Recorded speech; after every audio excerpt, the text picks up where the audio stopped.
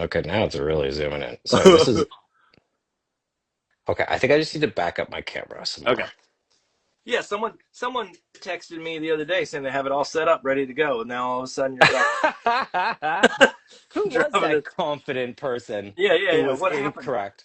What happened? Um,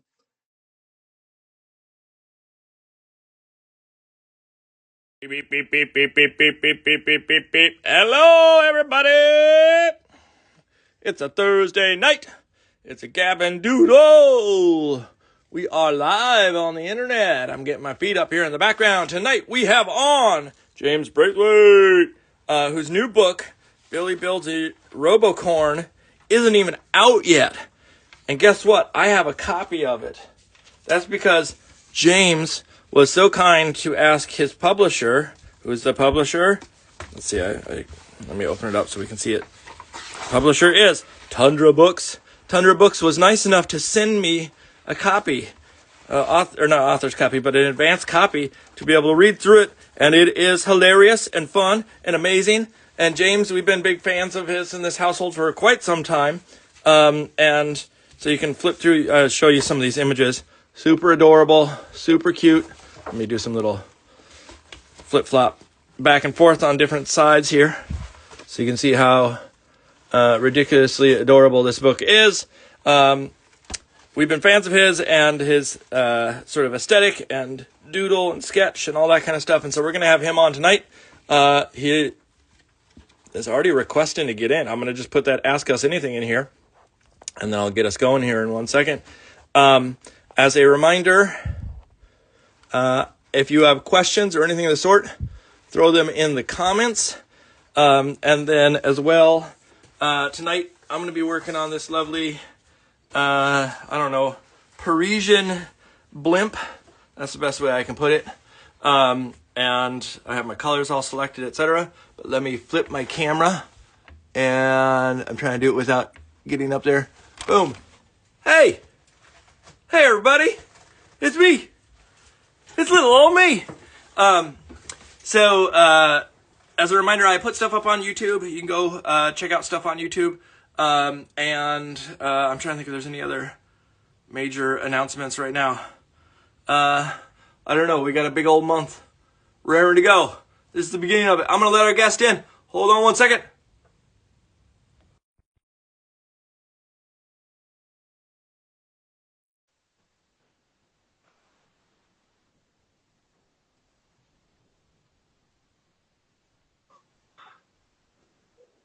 There you go.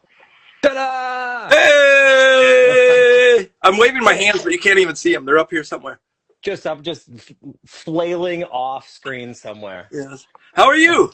I'm well, thank you. How are you? I'm doing good. We haven't actually ever talked in person. I know we've talked online, but Yeah, absolutely.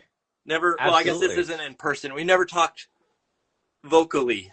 We've talked. This is it. This is as close as we're allowed to be in Yes, person. yes. You're up in Toronto. That We is have correct. a we have a I don't even know how far that is, but like something like 1,000-mile restraining order That's on each exactly other. it. Yeah. Absolutely. It's the only way to remain safe at all times. Yes. If I go north, I have to alert the authorities to let them know that I'm going north from here. Um, so, how are you? Oh, I'm very well. How am I doing? I'm doing well. I'm in the middle of like two projects and I'm trying to keep my brain going in two different directions at the same time. But like in a good way. I'm happy. I love having two projects. Are they art projects or are they other things? One is yes. So one is a book dummy that I am working on, and one is just like a free-for-all art project. Okay, gotcha. Yeah. Um, so for those, because I've been following you for a long time, but you have a this is your first like deep dive into Kidlit, like first book, which comes out what April April 14th. 14th. So we're what Yeah. like a month out. Or a month Um, out. I know. It's you very you even exciting. got are all the books that come in this house. There's only a select few that get this treatment, but I'm gonna tell you, you already got the special treatment in our house, which is our cat chewed the corner. Ah, I It's, mean, I mean it's that is a mark of excellence. I I'm very know happy. there's only special books get that. It's a special tradition in this house. It's our one of our cats likes to eat corners of W- things, Well, and so I fought with the book designer for a long time about what page what paper is the most delicious to cats. yeah, I was It gonna was say very yeah. important to me. You specifically got it infused with tuna, and so Absolutely. yeah. Yeah, it's only the Um, best. Your cat demands the best. so for those that don't know who you are, can you give a quick rundown of sort of your history? Because your history was and still is like animation and other things of the sort, but it's varied. And so, can you give people a little sense of what you do? Yeah, yeah. I come originally from the world of animation.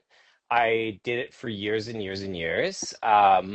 Mostly, I would say that I did hand drawn, like stuck to hand drawn as much as I could. Every once in a while, I would have to work in like a vector-based world of Flash or Toon Boom or one of those things, and it always felt really bad to me. And in working in animation, I always wanted to go back to hand drawn. I wanted everything, and especially now with things getting more like, this is a little bit pre-AI, but with things getting Yeah. more and more digital, I wanted to get as far away from digital as I could. Okay. So I was like, I want to go back to pen and ink, stay there where I'm the happiest, make as many mistakes as possible. And I felt that in animation, uh, it was kind of wearing off the edges of the things that I could do. Like it was like, if you're working in animation, you often have to have something that's easily reproducible by a lot Yep. of people. Yep. And so things kind of have to get a little bit more homogenous so that many people can draw the same character or the same thing. And I was rebelling against that. So I really wanted to get into picture books. And I really wanted to be able to like embrace the scrongly line and the looseness. And so having been in animation forever, I had a studio mate whose name is Jose, and he is a great writer. And him and we had the concept for this book together, and I then didn't know. I didn't know yeah, that Jose was your studio mate. I thought it was some rando that was out there that linked up with no, you. he's my studio mate. Him and we made actually before this we made a pitch for animations together. He's a screenwriter and a great just a fabulous writer.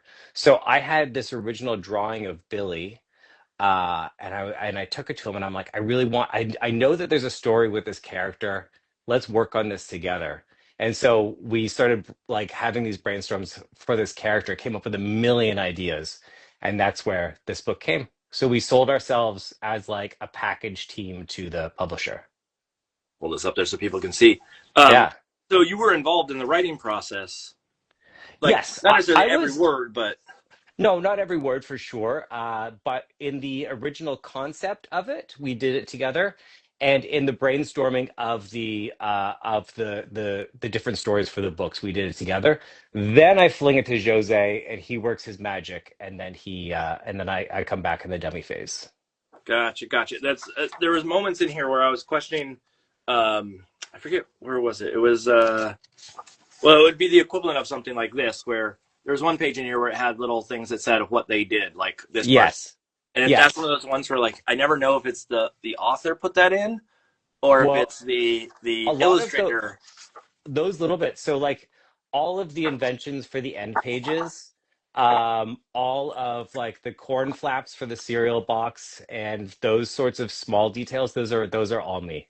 Yeah, my wife was laughing hysterically at corn flaps, and like again, it's one of those things where like as an illustrator, you get to add stuff in that are not necessarily part of the manuscript, but add to it. And it's that line of like Absolutely. some manuscripts will say very distinctly like I need this written on this thing and blah blah blah, but sometimes it's Yes. still open. So that was Yeah. going to be one of my questions later was sort of like how much say did you get?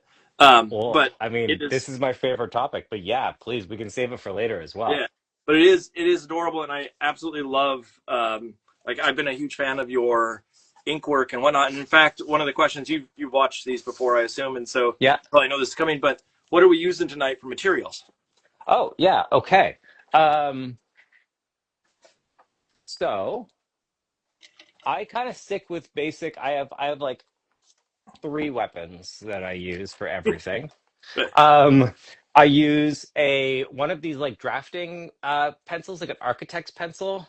The kind that needs that the special sharpener. yeah has the Yep. no yeah has the special sharpener, which I've never used, and uses the big fat lead because I want the least accurate pencil I can get. So this one is, I think the lead Yeah. is like, I don't know.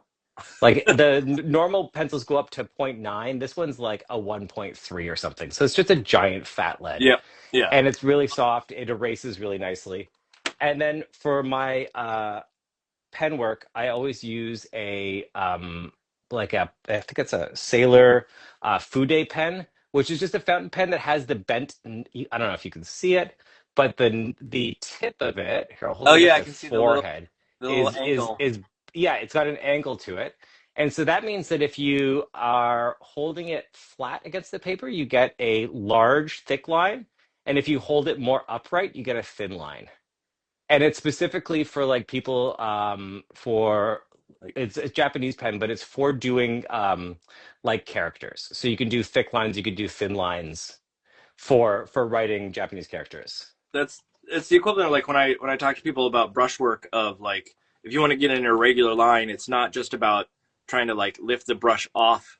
It's sort of Yes, sometimes twisting the brush as you work it, and it does the same thing, but it's just that little angle allows totally. flexibility. And so what I love about this pen is that it's really hard to control and it makes the lines really wacky. So you cannot control, it's like it's you get unexpected lines all the time.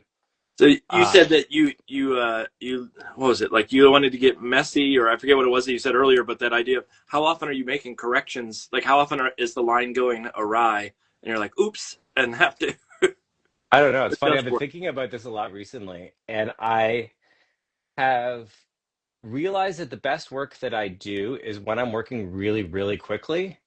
Um, and because if I sit and think about a line as I'm doing it, I think I can feel myself tightening up. Yep. And when I Yep. look at it, I'm like, oh, well, that's just garbage. That means that's awful. You can feel all the life sucked out of it. And it happens especially if for me, if I have to trace something, I'm like, oh, I've just traced all the joy out of it. It's like Yep. no longer does it have the Yep. vibrancy of the hand in there. It's just all gone. So do you and we can get into all this later, but I was gonna ask, do you do lots of samples of the same thing and Yeah. find the one that works the best and that's the Yeah. final? So there's like three drawings of the same scene and this Yeah. one's you know You know, well, actually, for making that book, uh, some of the spreads I probably did 20 or 30 times, okay. just because I'm doing them quickly, but also it's just like and a problem that I come up against, and maybe you have a great solution for this, is that I will draw something and then I will paint on top of it, and I'm like, man, I love that drawing. I don't love this painting. Yes, yes, yes. People can see the like the line quality that's in there. Yeah, yeah. So fast, fast, fast. Go as fast as you can. Try to get as Yeah, much humanity into it as you can. that's I mean the there's all sorts of risk of going fast, but I also think there's huge advantages to it, or like somehow setting limitations of like you're not allowed to take forever, or you're not allowed Yeah, to work bigger than whatever. Those kind of like yeah. limitations are always really good. So tonight we're gonna doodle and we're gonna draw. And do you know what you're actually gonna work on? Yeah, I've got a couple. I've got a book that I'm dummying right now, or no, that I've dummied that I'm going to go to final art for. And yeah, I have a couple explorations I want to do for this character. Okay, cool. And I like your hot air balloon. oh yes, I showed it for like half a second. I love it. Is that for something? No, Okay. I do little tests every Okay. single time. It's a test. So like in this case, I wanted to play a little bit around with not necessarily like retro future sort of Yeah. aesthetic of can I get Yeah. something that feels kind of old, but also I wanted to play with composition specifically. Like I don't do a lot of spreads on these, so I've been trying to introduce spreads, and so I was like, okay, I need to actually have the gutter and all that kind of stuff in there. Yeah. So I'm trying to hit sort of a certain era, and can I get the color palette to feel enough like that era? And the reason why I do it is and you know that the Pixar shorts, I always reference this. The Pixar shorts are sort of these testing grounds for like For sure. what they can do later. Yeah. Yeah. And I Yeah. see these episodes that I do here as testing ground for if I want to try something later. And so tonight is that retro future. Do you ever work on something that you know you have to get done on the in these, or you're always doing a testing ground? Always testing out. Even if I'm in the middle of a project and deadline is getting close, I don't work on it on here because I want to keep that special and to the side, if that makes any Okay. sense. Like, Yeah, yeah, yeah. and admittedly, if I'm working on something that is meant for a project, it is not the process I do here. It is oftentimes I'm working like three different spreads at a time, and it's chaos. Okay. And so it's not like I'm going to sit and do a singular thing. It's I'm going to do the sky on this one, the sky on this one, the sky on this one, and the sky on this one at the same time. And then Yeah. I go back and do things. So it doesn't make sense. It would be real weird to watch. Put it that way. Do you know do you know Eliza Kinks? The name sounds vaguely familiar. Miss Taco is her book from I think Oh last yeah, year. yes. She's fabulous. I've become friends with her in the last year. We send each other dummies and give each other notes. She's hilarious. But one of the things that I saw from her, and this like at first I was like, I need to know this person. She is so cool. Is that she does all her line work, sets it out in a room. She makes a ring of desks in this room, and then she goes around and she goes from one to one with her paint, going from one to next, doing like, here are the blues, here are the yellows, here are the reds. And she goes around. And I'm like, is that legal? Can one do this? That's incredible. It's like those. There was I forget what it was. There was a person, some mathematician or somebody that took on a bunch of grandmasters in chess, Yeah. and They're they like bonk, played. bonk, bonk, bonk, bonk. Yeah, and they went around the line, but all they were doing is playing the people across. So they remember what one Yeah. person played on one side and then played against. They were actually playing the grandmasters against themselves, but they were Yeah. moving all the pieces. But that same thing of like going around the circle, and you just do a Yeah. little bit each time. Mine is not as easy as a little circle, but it's basically the same method of like I work in patches of or groups of spreads to make that. Because your work is always cut out, right? Like Not yours always, but is paint and most then of the time. cut out is is mostly your Yeah, system. yeah. Nowadays, Cool. yes.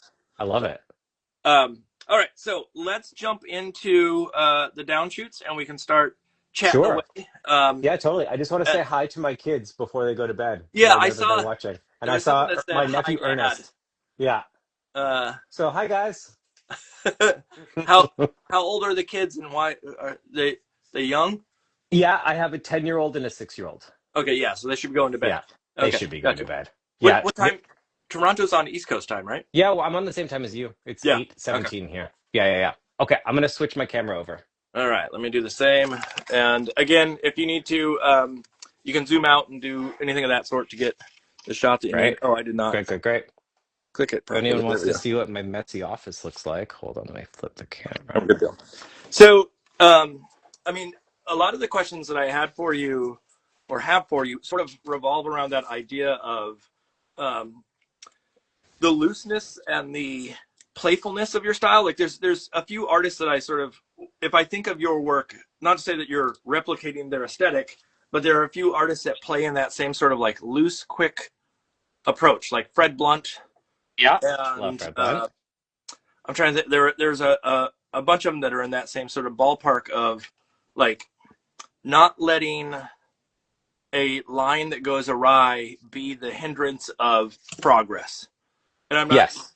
like the equivalent of like not everything has to be perfectly lined up. Even looking at the color on the cover, there are Yeah. moments where the color sort of goes outside of the line. Oh, And some absolutely. lines, well, some lines taper, some don't, and Yeah. as an overall aesthetic, it all feels like it goes together. And I'm wondering, obviously, with animation, you struggle with having that looseness because you have to match everything constantly. There has to be Yes. you Yes. have to stay on character. Yes. But with the work that you're doing now, has it changed the way that you like? Is this something that is inherently built into you, or is this something that uh, you are having to actively pursue to try to like loosen up or to? No, Uh, it is it's my natural way of being. I think that being too perfect and refining things is just antithetical to who I am. And so okay. I think that uh when I do try to be that way, whether it's for a client work or for whatever, I think that at least I can feel it. I feel other people can feel it as well. But I can definitely feel it where I'm like, oh yeah, I was holding the pen too tight. Like that feels like I was thinking too hard. And I think Yeah. that in my work, um, I try to go by instinct a lot. I try not to look at reference images.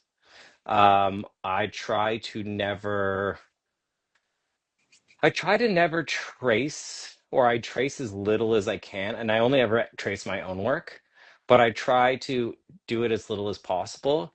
And I even try, if I do pencil sketches, they will be indecipherably bad. Okay. I mean, I do the same thing. I held up for a second. I use graphite pencils that Yeah. sorry, woodless graphite pencils, Okay. and I never sharpen them, so they Right. stay with this really blunt end, so I can't get detail in the same way. And it's that same thought process of like the more that I get detail, the more I'm going to refine the like same thing with a sketch. There's a limit on how long I'm willing to work on a sketch because it gets too tight, and Yeah. so we all have our methods to essentially get there Yeah. to that same approach. Is there now that you've done that, and you're still doing animation, right? I'm I sorry. am doing animation, but the world of animation has not been having a nice time for the Yeah, last, yeah, especially the last like year and a half. It's been pretty miserable. yeah. I knew once I asked the question, and once you started to say the world of animation, I knew exactly where you were going with it. Um, Yeah. I mean, all of I'm still deep in the world of animators, and they're just having a tough time. but out of curiosity, and I mean, oh, I should also state this conversation can go wherever we want it to go. So, Sure. Yeah. Yeah. Yeah. if you don't mind me asking, in the sense of, I No, don't want to please. bring up like sour feelings or anything of the sort about the industry, but I'm wondering, is there a specific reason? Like, I have theories or I've heard things, but I don't know as any of them are like 100% I accurate. don't have 100% um I, explanation for why it's so bad. I think that for there was a very heady moment in animation where everything was being bought, every project was being greenlit, and that was a lot to do like pandemic, because there wasn't able to shoot, so people were really interested in making animation as quickly as Yeah, possible. There was also kind of like the streaming wars, where streaming companies were just trying to out purchase each other, and buy projects and get all these things going. And now that all have of the companies have purchased each other, and now yeah, there's like two left, yep, yep, they are no longer really interested, or there's less of an interest in original ideas, original like IP, if you will. gotcha. And so they're like, how about we make, Spider-Man as a baby and it's Lego, Yeah, versus like making something new and interesting from a new creator. So I think that there's just like many fewer jobs because many fewer projects are being greenlit. Um, I don't think it's necessarily AI's fault yet, but I do feel, and this is just a hunch, is that companies are holding off on greenlighting projects or taking projects into production because they're like, what if we wait a year? Is this going to be free? yeah. And I don't know. I haven't seen convincing good animation from AI yet, but who's to say? It's interesting. I mean, not this is a real heavy subject to get into right away, but the question I have is also like ownership of like, if it's right now anything that's done by AI is not necessarily copyrightable in the same way Yeah, that if a person did it, et cetera, and like how much ownership over their project does a company want, and there's all sorts of questions that rise from that same sort of sentiment. But um, yeah. I mean, I've come up against it with big companies getting hired to do work for animation, and they made me sign part of their contract, and I found this is interesting at the time, was that you had to swear up and down that you would never use AI in any part of the project. yeah, Um, because if you did, then they couldn't like wholly own the project, yep, yep. which, I and mean, it makes sense. I do think that's probably that at least on the U.S. side where with the copyright law they've said that essentially if it's computer made, that there's no way to copyright it. And I assume the same thing in Canada, that it's Yeah, I that believe same it's the sort of same. Yeah. that. But I personally think that's going to be a bit of the savior in the situation of, long term, people are going to realize that they're doing all this stuff in AI and it isn't theirs of some sort. But Well, what's interesting is that the big dog in copyright fights for the last 30 years has always been Disney. Disney, yeah, And so Disney has always been the one that's been pouring in huge amounts of money to defend copyright because they didn't want the mouse to end up in the public domain, etc. But then Disney's the one that just signed a huge deal with letting their characters be made into videos with, I think, OpenAI or something. yep, And I was like, oh, that's not a great sign for yes, copyright law. yeah, yeah. I saw that too. I saw a lot of animators specifically saying like, "You ruined us." Like in that one decision, we thought you had our back, and all of a sudden you Yeah, don't.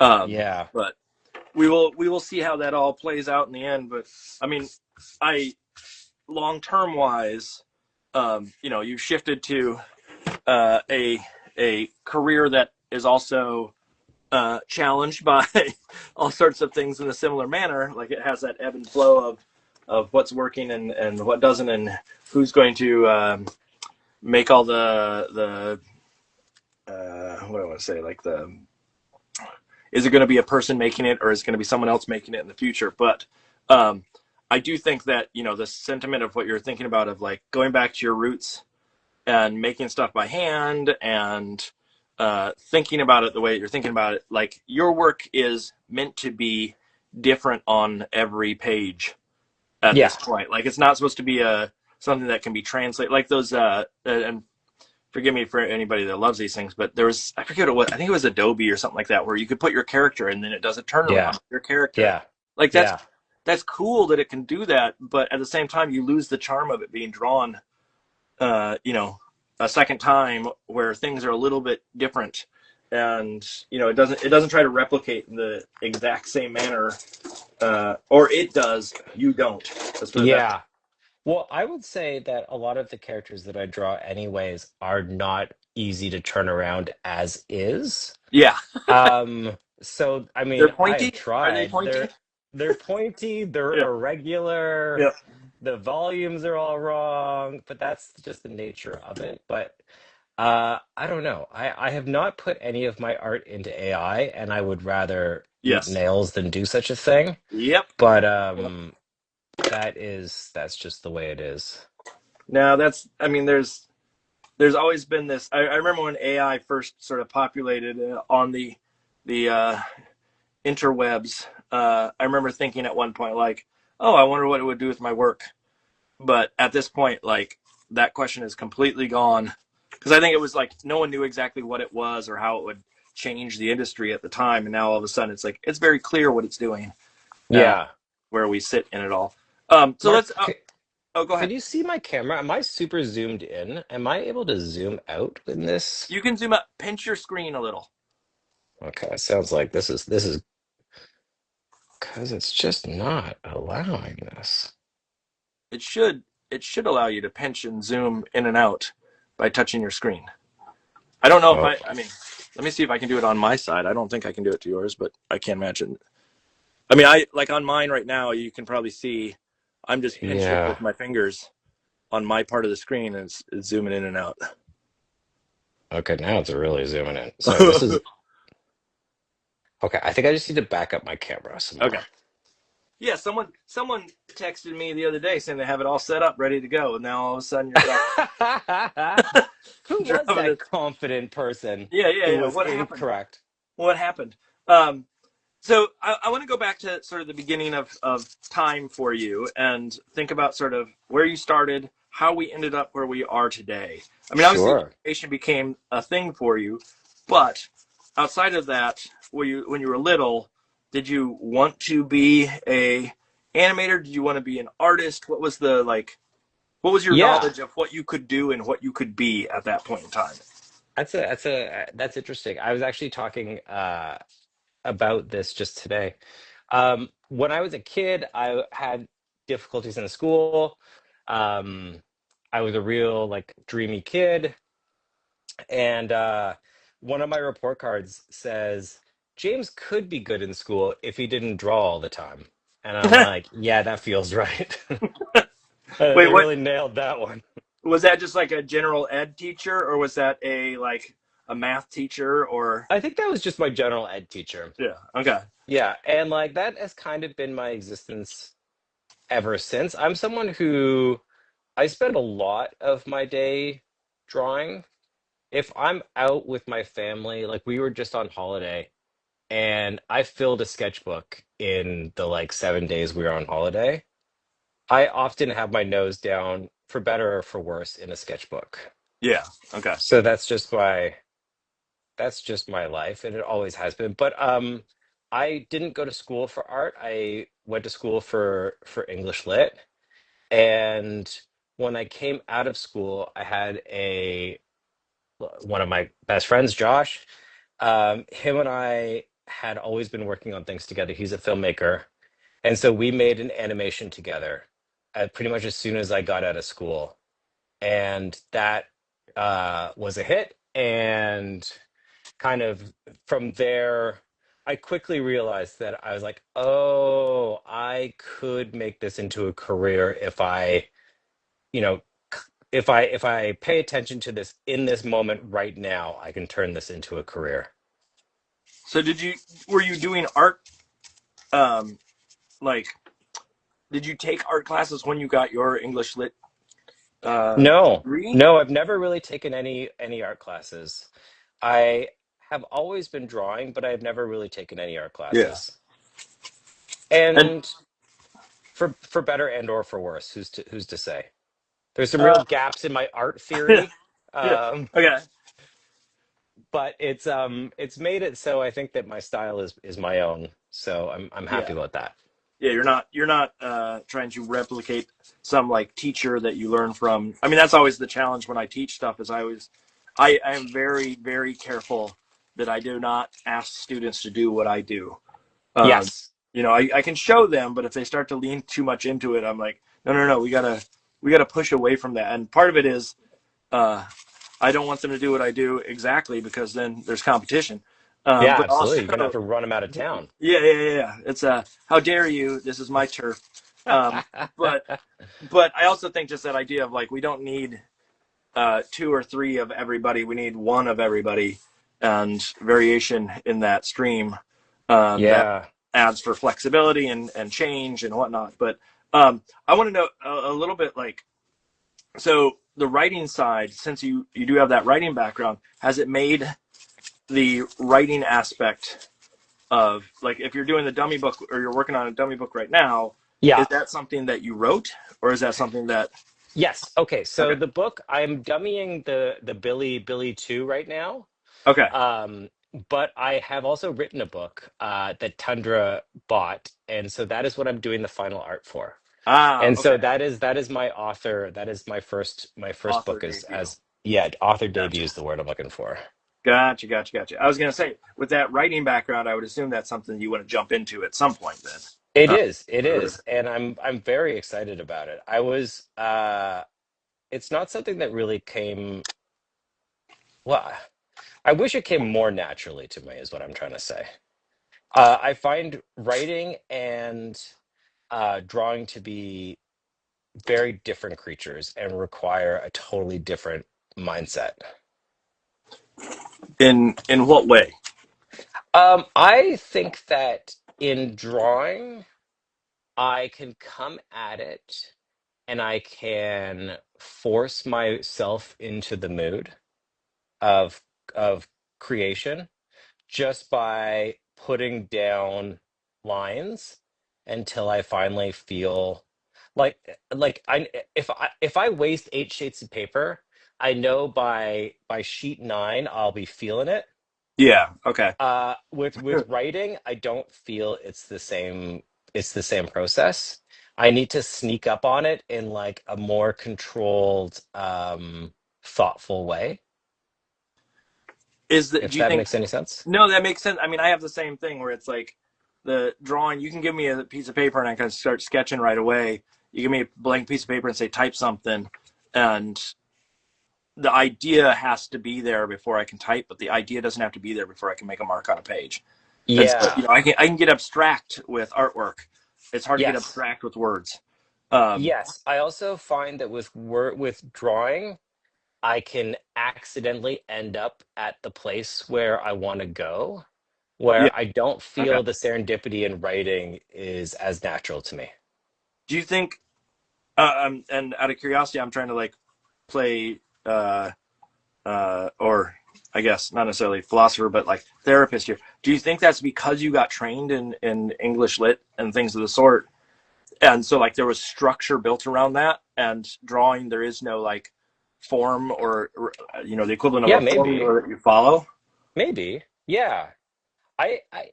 That is possibly. I think that also they require two different sections of my brain, I think. Okay. Like, I feel that for writing, I'm only good at it for maybe an hour, and it needs to be the first thing I do. Um, because it's more brain work, where I feel that drawing sometimes can just take over and it becomes muscle work. Okay. And um, one thing about doing this, which I was going to ask you about doing these interviews, do you feel that drawing and talking use the same part of your brain and they're hard to do both at the same time? Um, that's a good question. I've been doing it long enough that and doing demos and classes and sort of being on the fly, or rather speaking off the cuff on a regular basis for so long that I don't think it's a heavy lift. But there are times where it does. You can go back and probably watch these and see, or listen rather, and hear moments where you can hear me struggle to come up with a question. Um, Right. or there's times where I have to stall, or I have to um, find my words. Like I'm struggling right now, and I'm not even painting and drawing in the moment. But that idea of trying to find the right wording for what I want to say or what I want to ask Yeah. is hard, because there's part of me going like, I know the end result of what I want to get out of the question, but Right. how do I get there? And that is a harder task than a visual. I know where I want to go with the visual, but how do I get there? That's a much easier lift on my part, because I know partially through training, like I need to do this step first, then I can do this step, etc. down the line. But Yes. questioning, I haven't gone through like interview school or Right, anything, right, right, right, or right, to right, be able right. to go, oh, that's how that all works. And so there's a bit of a challenge in that sense. But I don't want to give away. There's a student one year where I was talking, like, we have senior shows at the end of the year where their parents all come into town Yeah. and everybody's all excited. They're, my grandma's here, and I have to go up as the instructor. I'm there as, to show support for these students. Yeah. And um, I told these students one year, like, oh, if I don't know what to say to the student, or like I don't really know what to say about their work, or I don't quite vibe with them. Sometimes you can hear me say something along the lines of, "Oh, they're a really great student. You should be proud." Because Yeah. Love I that. don't have the ability to sit there and instantly come up with something on the spot for them. And I said that to them, and then the senior show happened, and I was talking with a student who I really actually thoroughly enjoyed. But the first thing I said to their parent was, "Oh, they're a really good student. You should be proud of them." And they said, "Wait a second. You said in class that if you say that, you don't like the person's work." And I was like, "Oh no!" And I got caught. I got caught in this, like, not necessarily a web of lies, but they saw through and challenged me on it, and then I had to sit there and like backtrack and say, no, this, No, I meant that yeah, about other yeah, students, yeah, not yeah, you. yeah. And so You're still my favorite. I don't want to give away the tell if I'm struggling in an interview on here, because then everybody will go, Absolutely. oh, he did that during mine. Give it away, but The there are times. There are My times. friend once told me that we had seen a friend's band play and they were terrible. And the band came off the stage and they asked her and they're like, "Oh, what'd you think?" And she's like, "You guys look like you're having a really great time out there." Yeah, And I'm like, that is the single meanest thing I think I've ever heard in my life. it's that a great personality moment in that situation. Yeah, no, it's and admittedly, not every one of these is easy. Sometimes it's easier than others. Like Yeah. so far, this has been absolutely fine. Like I feel like we can get into a conversation partially because we've like I have a feeling our sensibility links up. Like I'm looking Yeah. at the drawings that you're doing, and I'm like, oh, that's the kind of like thought process I would have and doodles that I would make. And so it's very easy for me to look at you work and go, oh, I get what's going on, and I understand how to approach it topic wise and whatnot. But then there's some other artists where I'm like, again, I'm not saying that they're bad artists or anything of the sort, but I don't quite understand how they do things, and it Right. becomes harder to connect to it in I some see what you way. mean. Yeah, Or, yeah, yeah, like I can sit here and make fart jokes all day long, but then if I have someone on who's very serious, I can't sit there and crack a fart joke, and yeah. or it doesn't register in the same way, and I'm like, oh, I just lost all my material for the Yeah, night. it's And all gone. All yeah, my pages and pages of fart jokes I've been yeah. writing are now totally Oh, useless. I remember when I was in grad school, there was a point where we were looking at, or I was looking at doing a project at one point about light bulb jokes, and I Mm-hmm. printed out every light bulb joke that I could find on the internet.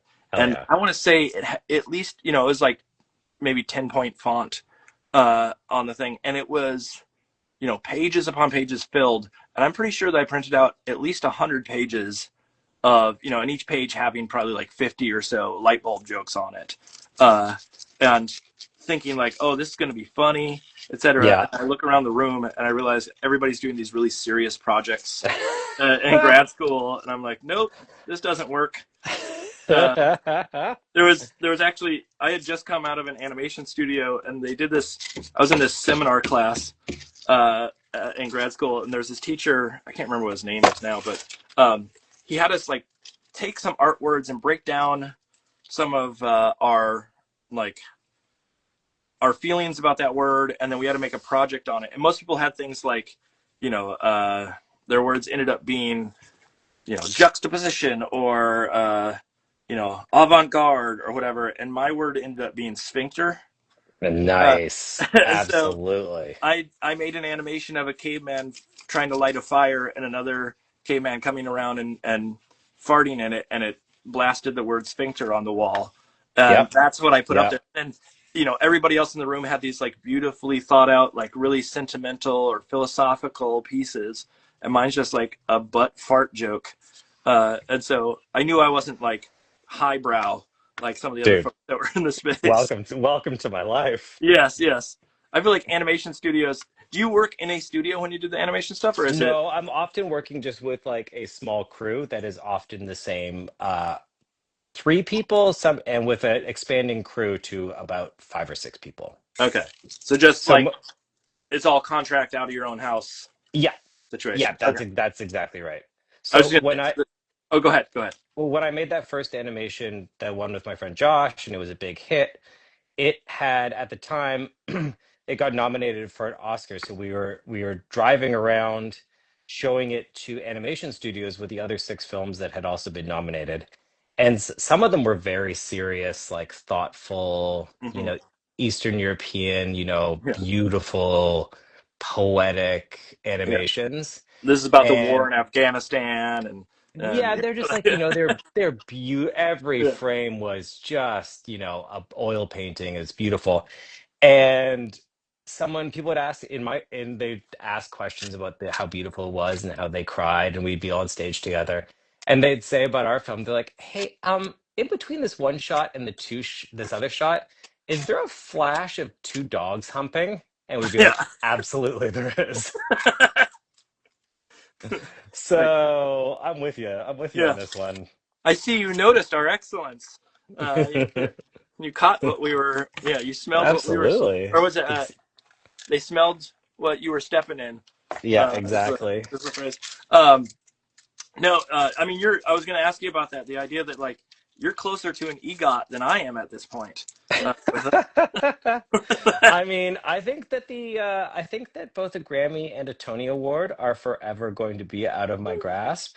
To be mm, honest, I think all of the rest of it is out of my grasp, but definitely the Tony and the Grammy I part are don't long know. gone. I mean, the last half of the show is a sing along. You know that, right? We're going to be. And you You, could say you seem like you're having a really fun time out there. And I'll be able to say, how dare you? Yeah. It's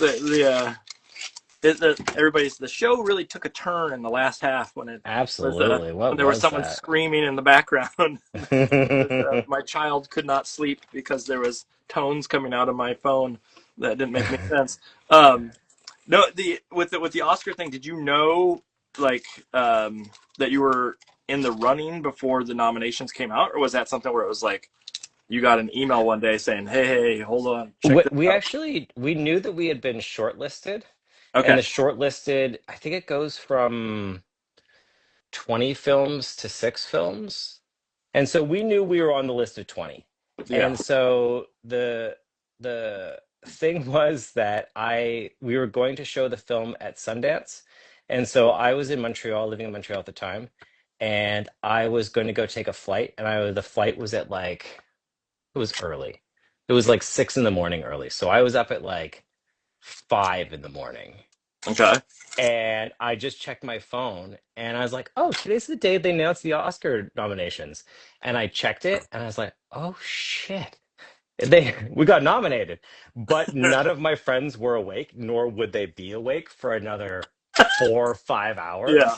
So I had to just go get on my flight and be like, I want to talk to someone about this. I really want to talk to someone about this, but no one is awake yet. And then eventually I made my way to Salt Lake City and saw my friends, and we all celebrated.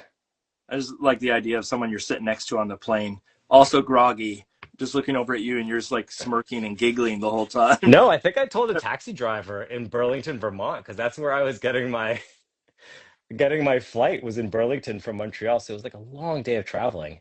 And the guy's like, how's your day? And I'm like, weird story, but this just happened. You're the first person I'm telling. And then he said, "You better tip big." After Yeah, absolutely. like, this guy's in the running for an Oscar, and so Yeah, this um, this obviously broke 26-year-old is yeah. clearly full of Did you? money. No, wait. Did you get to go to the ceremony and stuff? Yeah, we did. Yeah, we did. Like out in L.A.? Yeah, we were out in LA. It was the year of the writer's strike. So the whole time we didn't know whether the event was actually going to happen until like 3 days before. Um, but it was, yeah, we were there. Short animation is the like forgotten stepchild in the Yeah. Oscar. Yep. So like we had a great time leading up to it, but in the actual event, they kind of they breeze past that one. It's okay. Yeah. Um but we did not win, and that was okay. A very beautiful Polish film won. But it was nice. We got to have a lot of drinks and walk around in suits. It was very nice. Yeah. Yours was during commercial break when all the Yeah, when all the big exactly. people get up to go to the bathroom. That's when Yeah, they announced yeah, yours. exactly, Yeah. exactly right. But Um. yeah, it was very fun. So, talk to me a little bit in the sense of the uh, the transition. Like, so I've had other people on that have come from animation. I've had people that come from like essentially different art backgrounds, and then all of a sudden end up in kidlit. And there's things that clearly connect, and there's things that don't. Like, I was saying to a student today that was an animator that kidlit essentially is like doing keyframes. You're sort Yeah, of picking the keyframes, or you're storyboarding rather, in a way. absolutely. Uh, Storyboarding is the transferable skill, I would say. yeah. Are Yeah. there other things that have come in? I mean, obviously there's storytelling and sort of narrative work and things like that come into play. But are there other things that have sort of um, oddly shown up where you're like, oh man, this is very similar? Like, do you? Yeah. Here's a question for you, because I kind of yelled at my student, not yelled at him, but I told him what for the other day. You just Um, screamed at them at the yeah. top of your lungs. I understand. Well, the equivalent of like in animation, doing a turnaround is an important process Sure. for everybody to understand what the character looks like from all sides. Yeah. But I have students that have in the past be like, I'm going to do a comic. I'm going to do a turnaround for my character. And there's part of me that just goes, just draw the character. Like, don't spend your time doing a T pose. Like, just draw the character, and don't get caught up in trying to like never getting started because you're trying to figure out every little detail. I Um, mean, I I understand the impulse of that student because that Yes. is just classic procrastination. Yes. Yes. Like that's my ADHD brain being like, "Oh yeah, what if we oh, this I should be doing this, but instead, what if I do Yeah. this other thing? What if I start sculpting teapots instead?" And you're like, "Yeah, just no, just draw the character over and over and over and over Yeah. again." You'll get better at it as you go along, and you can go back and tweak those ones that you started with, and Yeah. um, but that happens in a lot of industries where like or I shouldn't say industries, but in a lot of education now is it's a lot of like OCs and characters and things of the sort, and they spend forever drawing their character, but not actually putting their character in a project. And so I was Right. getting on their case about that. But obviously, as an animator, there are times where it's really important to go and do all this, essentially busy work to make it easier for yourself in the end. Uh, Yes. do you end up doing any of that for any of these? Like for the Billy book, did you end up doing any sort of like character studies? I mean, Yeah. character Yeah, studies. absolutely. I Yeah. would do character studies. I would do character studies. I didn't really do turnarounds because I knew that the character was essentially like everything was single like in animation terms everything were single use poses. Yeah. Like there's very little that you could take from Billy that like you couldn't turn her around because her dimensions are so strange that she would look so bizarre from the side, so you make the decision, oh, you just never see her from full side. Yep. She's always going to be tilted towards the camera no matter what, and that's okay, that's just part of the nature of it. But to do it, I definitely did sheets where I would nail the proportions of head to body. And so like these characters that I'm drawing here are Billy-ish, but they don't actually have Billy's proportions of head to body. This is making her look a little bit older than she actually is. Well, you can see even amongst these characters, they're not even all the same character, their head sizes are all over the place. But I did at some point make some guides for myself that I could return to be like, okay, if I had to come back and try to, make it a little bit more standardized, this is what it should be. Yeah. Yeah. But as I was working on the book and talking to the book designer, John Martz, who's also a buddy of mine, we were talking about notes on the final art. And he's like, your drawing style is so loose that you can't really get notes on it because like nothing appears to be a mistake if everything's a mistake. Yep. Yep. And I'm like, bingo. There we go. You found you found the flaw in the system that you Exactly. milk till the end of time. If Yeah. everything's wrong, then nothing's wrong. Yeah. But I remember hearing about Ren and Stimpy, and they're like, because the characters in that would change so dramatically from like close shots to medium Yep. shots to whatever Yep. specialty shots. And the answer was always like, you're never going to confuse Ren for Stimpy. Like they're always going to be clear which character we're drawing. No, they can get as crazy as they want. You're never going to confuse one for the other. And it's true. Yeah. Just because of shape and color and like they've set the rules and the parameters so distinctly that there's not a Yeah. lot of overlap Yeah. in them of some sort. Did you with working on this? Did you find that especially if you were sort of being playful from image to image, did it sort of evolve over time? Like from the first page you started on, did it change? And then Oh the my last one you God. did Oh, look. yes, absolutely. Um, for yes. And so, I actually saw, I can't remember who it was, but it was someone on Instagram that is a bookmaker that was saying, don't do your book in a linear fashion because you're going to figure out your character as you're going Yep. along. And I was like, yeah, that's really smart. That is true. So I tried to avoid that. I did have to go back and fix a couple things. I'm like, oh, the character of Hank, which is her turtle, who's totally unnamed throughout the book, he totally changed size and shape throughout the book in like a way that I'm like, I think I got to do some Hank fixes. And Okay. so I went back and I had to do a couple repairs to that, but nothing too crazy. That's like I was now that you mentioned that I was like, oh yeah, the I was like I'm gonna have to go back and look at I guess Hank now that I know the name. Yeah. But if you've already fixed it, you ruin all the fun. I don't get the but no, that idea of that's the way that I operate. When I mentioned the idea of like I'm working on multiple spreads at a time, that is solely the reason is just so I can maintain consistency from piece to piece. So when I do it, I go and select like here's all of the pages that have this one house in it, and then I'll work on all those houses at the same time. So there's consistency. Yes. And it may be the end of the book, it may be the beginning of the book. It doesn't really matter, but it's designed because of the content on the page, not necessarily the order of the page. Yes. Yes. And so it's the Yeah. same basic sentiment of just like, yeah, don't get yourself caught up trying to go page 1 to page 2 to page 3, because then by the end of the book you're going to have something that looks wildly different than what Yeah. it started out as. Um, Yeah. Yeah. what? So tell me one of the big lessons you learned along the way, like starting. That obviously like you have an understanding of how to build and how to draw and things of the sort, but there had to be some things where you just go, oh, I didn't realize that this was going to be a challenge of some sort. Yeah. The thing that I came across, and I'd like to know your perspective on it, because I feel that everyone who makes kids books must come up against this, is that when you have the script and then you dummy, it becomes a thing. And then when you dummy and you start making final art, to me, there always seems like you're like, ooh, I wish there was a change here, either in text or in word or in order of images.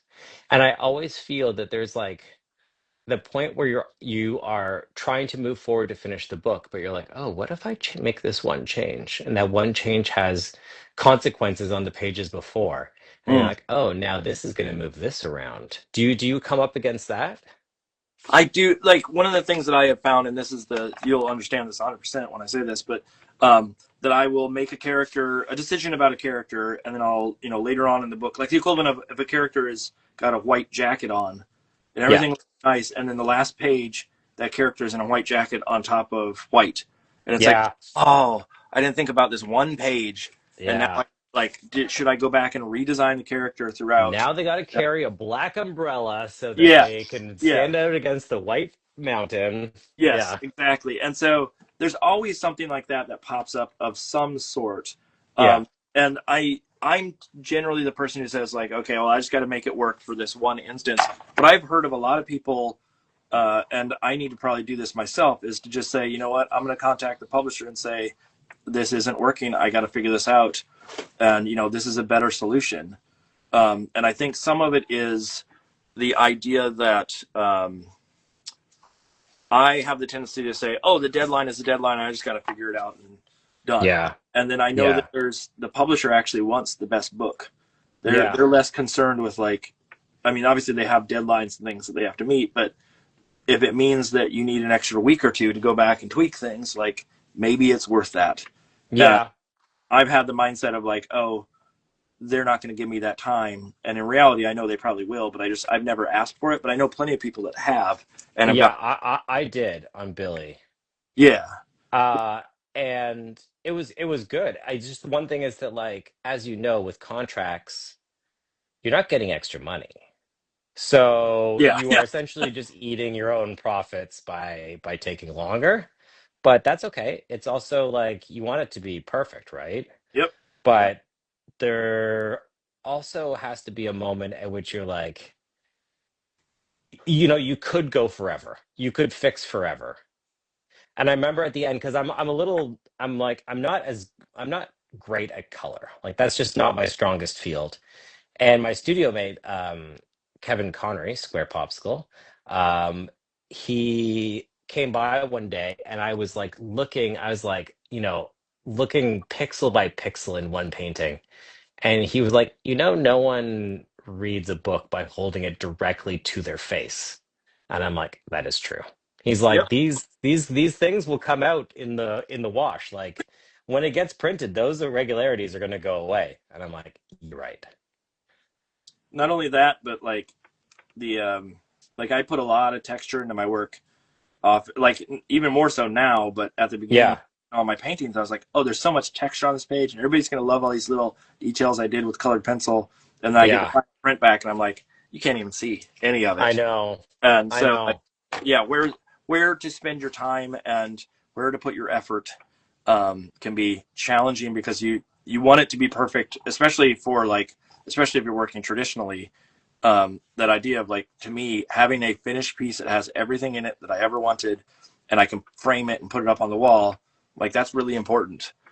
Yeah. But at the same time, I understand that's not that's not always feasible to get a um, or it doesn't make sense in all cases because some of that is going to get washed away in Yeah. the process or whatever. Yeah. Yeah, Whatever. for sure. For sure. Um, I think that also it's just like it's a different process for everybody. I was just figuring it out as I went along. I'm going to do my next book very differently. So one of the things that I figured out, and like I act like I invented this, but I know that many people have done something similar, is that I would get my line art and I got it just the way I liked it. And I would scan it. And if I had to make any slight nudges in Photoshop, I could nudge it around. And then I would laser print the line art onto watercolor paper Yep. and then watercolor on top of that. Okay. So that allowed me to make as many mistakes and to paint as quickly as I like to draw. So I wouldn't feel, because like when I was painting, I'd be like, oh man, I really do not want to screw up this line work. Like, this took me a while to do. And I really like this one. I don't know how well I could reproduce it without sucking the life out of it. And so I would feel like a little nervous when I was watercoloring because I'm like, I just don't screw it up. But now that I have them as laser prints, I'm like, you know what? You can do this 15 times if you want. Like paint as fast as you like and make it as crazy as you want. Do you think that in that idea of having that flexibility that not I mean I understand it gives you freedom, but do you also feel like it gives you too much freedom in the sense of like I can just start over, I can do this again, and no one's going to be any the wiser? Or Y- it's Yeah. the equivalent of the undo button. Does it give you too many options No, to I know. That's backtrack? And interesting. That's interesting. I think that the undo button works on your brain differently than that. Because I think the undo button says that you're like, oh, any small movement I make, I can just redo it, which I think does reprogram your brain in the way you draw. But I think what I'm describing is that I will attack a watercolor and I will paint quickly and I will make it, I'll take chances and there's no going back, but I can start again if I had to. And so I think it allows me to approach it with the same ferocity that I try to bring to ferocity is the wrong word. Uh Chaos. I don't know. But I'm trying to bring that same like kind of like spontaneous feel to it, yeah, I which I mean, think if that you had the to start control over, Z is different. if you had to start over, you had to start over. There's no That's like, right. yeah, Yeah. it's not Yeah. like oh I can undo one little thing. It's I Yeah. got Yeah. everything. I also love the fact that you just said Zed, which is very very. Yeah. You Yeah. say things weird, I mean, Zed is just a better word. I'm sorry, guys, but it is better. but it's like it's a whole word. It's not. It's I mean, well, I guess W is the same thing. That's a whole sort of like that's got a whole word in it too. But um, Yeah. I mean, I was hanging with some Irish people recently, and they say the letter H is H, and I'm yes, like, that's just better. Like H doesn't, I mean, it starts with the letter H now. Like it should start with, I don't know. It just feels like it's a better solution. They've versus got to figure it out. yeah. Um, no, Z is fine. It's distinctly Canadian. And tells me where you're from, and I forget there was one other word you said. I think it was like process, which is like very distinctly. And I was like, oh yeah, you're Canadian. It just throws me for a loop sometimes. So Yeah, it's okay. It's okay. We right don't. now you're living in a much more stable country than what than what I am. So Yeah. you win. Yeah, man. I had so many plans for taking this book and going to the States with it. And now I don't know what to say. It is, and that is a pretty sad fact that it's like become that sort of like even I've been thinking like, oh, I want to go uh, travel potentially this summer and go on a family trip, and where we go actually that's been a thought in my mind is like, are there areas that are safer than others should anything go awry? And It's sad that it's come to that point. That's depressing. Let's not talk about that. Um, Well, may I just suggest beautiful Canada for well, that your was trip? Your American, your Yankee dollars go further. You'll have such a nice time. that is one of the things that was potential for us was that idea of like going up north. Um, it's a matter of like it's got to be far enough north or far enough different from what New Hampshire is, and New Hampshire is not necessarily like Canada and New Hampshire are not necessarily that far apart aesthetically uh, No, in my mind. no, So it's got to no. be the Arctic Circle or something that we got to. Well, have you been to Montreal? Uh, what's the city that's next to Ottawa? Yeah, Montreal's next to Ottawa. Yeah, okay. So I have been there, but only for a split second when we accidentally crossed a bridge. Oh, okay. Well, you need to go there. You need to go there properly and hang out. It is, I mean, as you probably know, very French, and it is a beautiful city and feels unlike any other city in North America. Interesting. Okay, I can Yeah. put it on the agenda. We went to the my wife and I at one point went to the Ottawa International OIAF Oh, yeah, yeah, uh, yeah. Yeah, National yeah. Festival. Oh, And cool. I was there this year. yeah, there was at one point we crossed some bridge and we were like went to a restaurant and they were all speaking French and we were what's going on? We Absolutely. realized that we were that close to the separation. I mean, obviously we walked a distance, but super fun festival. If people have never been, the Ottawa International Animation Festival that happens every year. Yeah, Uh, it's the best. uh, It's really great. I was there this year. It was a hoot. I remember I forget what it was, what the movie was that they showed. I think it was a Pixar movie or something that came in that they showed that we got to see before it was actually out in theaters, and like there's some fun stuff if you get to go to those Yeah, sort it's fabulous. of. But that being said, um, uh, going back to the book side of things, Yeah. yeah, you can have it.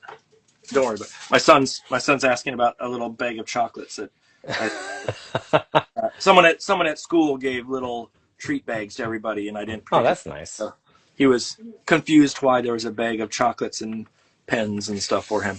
Um, anyway, going back to the book side of things, Yeah. um, with going through the printing process, because everything you've done primarily, I assume, has been screen based, Yeah, sure or has been. for the most part screen based. I'm wondering, were there any like weird little kickers that sort of changed your opinion because of that jumping to a different production method? Yeah, yeah, absolutely. I mean, I had not been like the proofing method was totally new to me. I was very excited about it. Um, Tundra Books, who I made Billy with, is strangely very close to my house. So just by total happenstance, that's who I'm working with, and they are.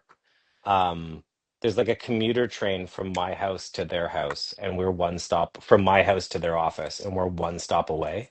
So anytime there were proofs to go look at, I would just jump on the train and go see them, and I could be there in like 15 minutes.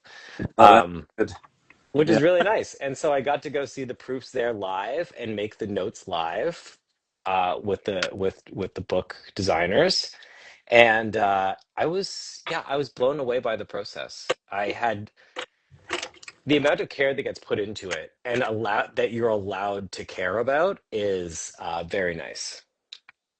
Did I mean, obviously the color corrections and those kinds of odds, and I mean that's a challenge right now for me because everything gets, it's some publishers don't actually send the color proofs, or it's a PDF. Like one of the companies I'm working with right now, I asked them, are they going to send color proofs or little mock-ups or something of the sort, and they said we don't do that really anymore, which is Oh, no, really? is okay. It's not the end of the world. I can figure out some of it on my own, or get a sense. But it's a little bit of a gamble of like, how's this thing going to come out in the end? But that Yeah, idea, how do so you get a sense? Because that seems nuts to you me. don't, I mean, I have my, the way that I send my files, I have a sense of like what I've gotten, what I get back, and how to adjust my own personal screen to try to match colors the best I can. Oh, But really? Are they, you doing color calibration and that sort of thing? uh, a little bit. I mean, Okay. for the most part, it's a gamble every single time because it really depends on the publisher. But if it's a publisher I've worked with before, I understand like the penny books that I work on. I know kind of what I'm going to get out of it just because I've seen it before, and so it's Yeah. easier to make that leap of faith. But uh, I also know that no matter what, the prints are going to come out darker than what my originals are. Especially working traditionally, there's going to be some disconnect. I mean, I imagine the same for you. Like the colors, even though they try to get accurate, I have a feeling they don't get 100% accurate for you. No, and that was mainly what I was going to correct. I can't imagine not seeing a print though. Doesn't that make you insane? Uh, at this point, it's happened enough that it doesn't really phase me. Okay. I think if it really was some special, like I'm trying to do some crazy color thing, I would really ask for a print or something of the sort. Or I might ask for the specs that they're using and try to print it myself so I can get at least a sense. Uh, Yeah. you know what I mean? Like the school that I teach at, we have some high-end printers, and so Yeah. I mock something up, but it's never going to be Yeah. because they're using a different color profile or Yeah.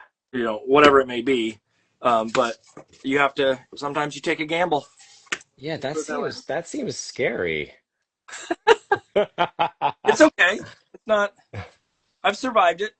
I'm still alive, and You're still alive. yeah, Okay, fine. things are Fine. It's not that scary. no. It's but no, I get there is a risk involved because you just don't know 100% what's going to come back to you until you actually get it. And sometimes it's really accurate, and sometimes it's not.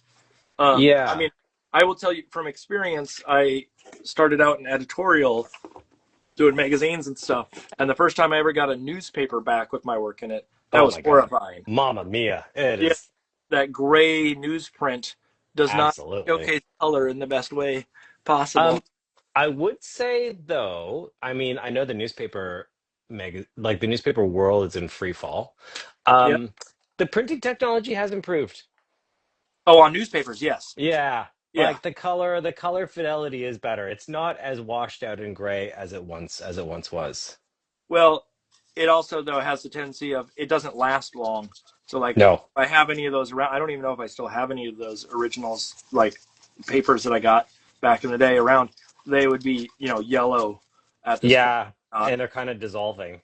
yes, yeah, they're not. They're probably not pretty at this No, they're point. not pretty. Um, but that was so long ago that I don't even think it's worth, like, aesthetically, it's not something I would ever show anymore. Yeah.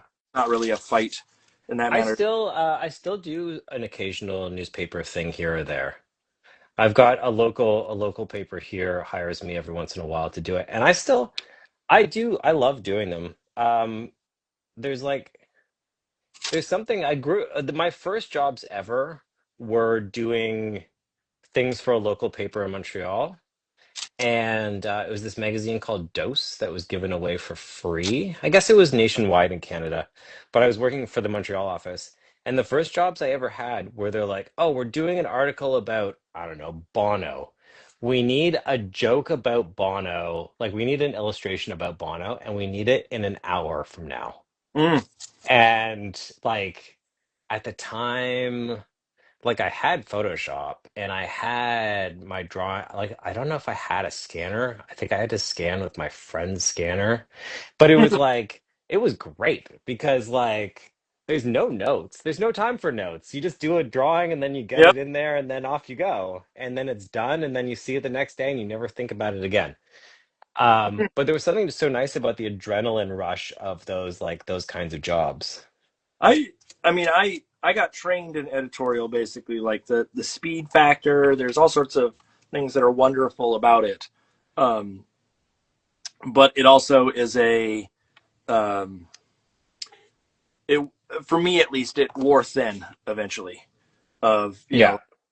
I said to students the other day that my love of artwork and what I want to draw is not always the same as the jobs that I get. And so, No. getting an editorial gig where it's like, here's the thing about plumbing standards in, Yeah, housing, absolutely. like that's not something I'm going to read on my own. I'm Yeah. not going to go Yeah. gravitate Plumbers Monthly. Yeah. Uh, I never did anything for Plumbers Monthly, but still, I uh, mean, not with that attitude, yeah, you yeah. haven't. I don't even know if that's a real mag. It probably there's got to be some trade magazine that's called Oh, hell the. yeah. But that idea of, uh, you know, you don't always enjoy every job that you get, and No. uh, eventually it's sort of like, well, I want to do something that I'm really excited about, and Kidlit has been the savior of all of that for the most part. Um, Well, I totally agree because I think that I mean we were talking earlier about animation and about getting notes and about things getting the edges worn off, yep. and I feel that in Kidlit, and I feel that the notes are less like I don't feel that we get a lot of, or at least I haven't so far gotten a lot of notes about art. Like there'll be notes about story and there'll be notes about the dummy, but I feel that notes with the art are just like, you know what you're doing. You're having a nice time. Like let's Yeah. just keep on going. Where I feel Or that it's like notes in a small color shift or something like that. exactly That's right. minor. Yeah. Yeah. Where notes in We don't like that. animation we're always like, oh, what if this was blue? What if that is this? What if this? And you're like, oh my God. Yeah. No, that's. I mean, the same thing for some of the notes that I'd get back on editorial were there was a job that I had, and I don't even remember the name of the company.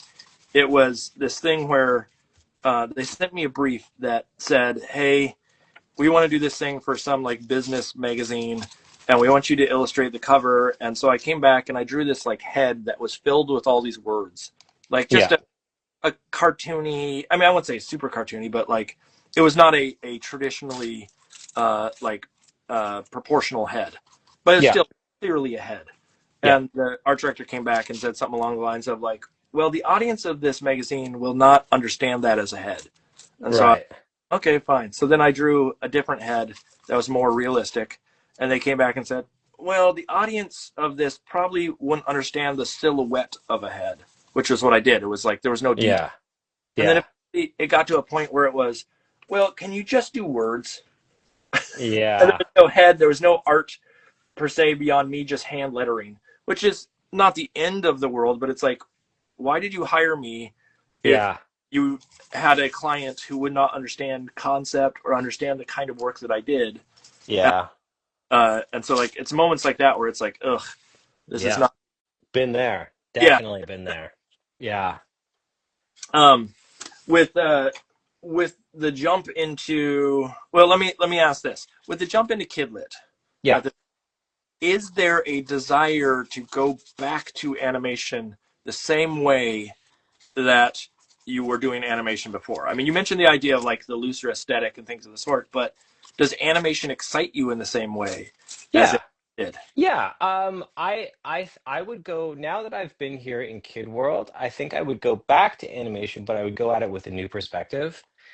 And In that what? would be I Well, think I would be more adamant about like no holds barred in terms of just like the crungliness of the line, and okay. like I don't think I could go back into commercial animation. I don't think they want me, and I don't think I want to. Okay. I think because like I have animation projects that I am currently developing and working on, um, but they would be wilder and they could really only be drawn by me. So the production schedule would be have to be in a way that they know that it's just me drawing everything. Yeah. And that means that animation itself would have to be limited, but that's going to be just what it is. Yeah. Yeah. You just don't have the time to make a huge epic animation because of a solo venture is not easy. Yeah, So, and I have some friends that I work with. that we've been working together forever, and I trust them to do a good job with the stuff that I do. But very rarely would we be read, or sometimes we'd be redrawing stuff that I do, but most of the time we would be like puppet animating things that I have drawn. Yeah. Okay. So if you That you establish, that's more the aesthetic these days for me. yeah. For those that don't know what you mean by puppet animation, can you explain that real quick? Just Yeah, so the way that I would normally do an animation nowadays is that I would take the drawings I do, and I would either boil it by redrawing the same thing several times so that it has a natural pulse to it. And then I would break the thing up into component pieces so that it could be essentially reassembled digitally using my original art as a puppet. And then it could be then manipulated in After Effects to make it go. So it's rudimentary, but it is very fun and very vibrant, and I like it a lot. I've never heard the term "boiled it" in that. I Oh, understand really? when you said it, I get it, but I've never heard that Oh, version. really? Yeah. Okay. I mean, I just break it down, push it for Yeah. what the sentiment is there. I just the term was maybe not in the vocabulary that I was. Uh, I wonder if that is something that is anyone that else Canadian? uses. It may be, or did we make it up in our late nights of Yeah. boiling animation? I did like I yeah. The sentiment totally makes sense. I've never heard that terminology before. So, um, the what programs were you using for? Were you After Effects primarily, or were you other? Yeah, we were like After Effects. I would also animate some things in Photoshop, but that's really a fool's game. Yeah. Animation is Photoshop is not designed really for animation. Yeah. Yeah. Although there are some people like my friend Scorpion Dagger who do incredible animations in Photoshop, but it's like it's not designed for it. Okay, so let me ask you a weird question here. Yeah. Egger, um, that's not the person's real name, is it? Oh God, I wish. He Because wishes. this sounds really silly, but like in animation, I feel like you can find some people with like really interesting names that just are like that's their real name. Up and, like of all locations, like if you're working at a bank or something like that, the likelihood that you come across someone that has a really wild name, it doesn't happen. Yeah. But animators, Yeah. they have like the personality matches their name sometimes.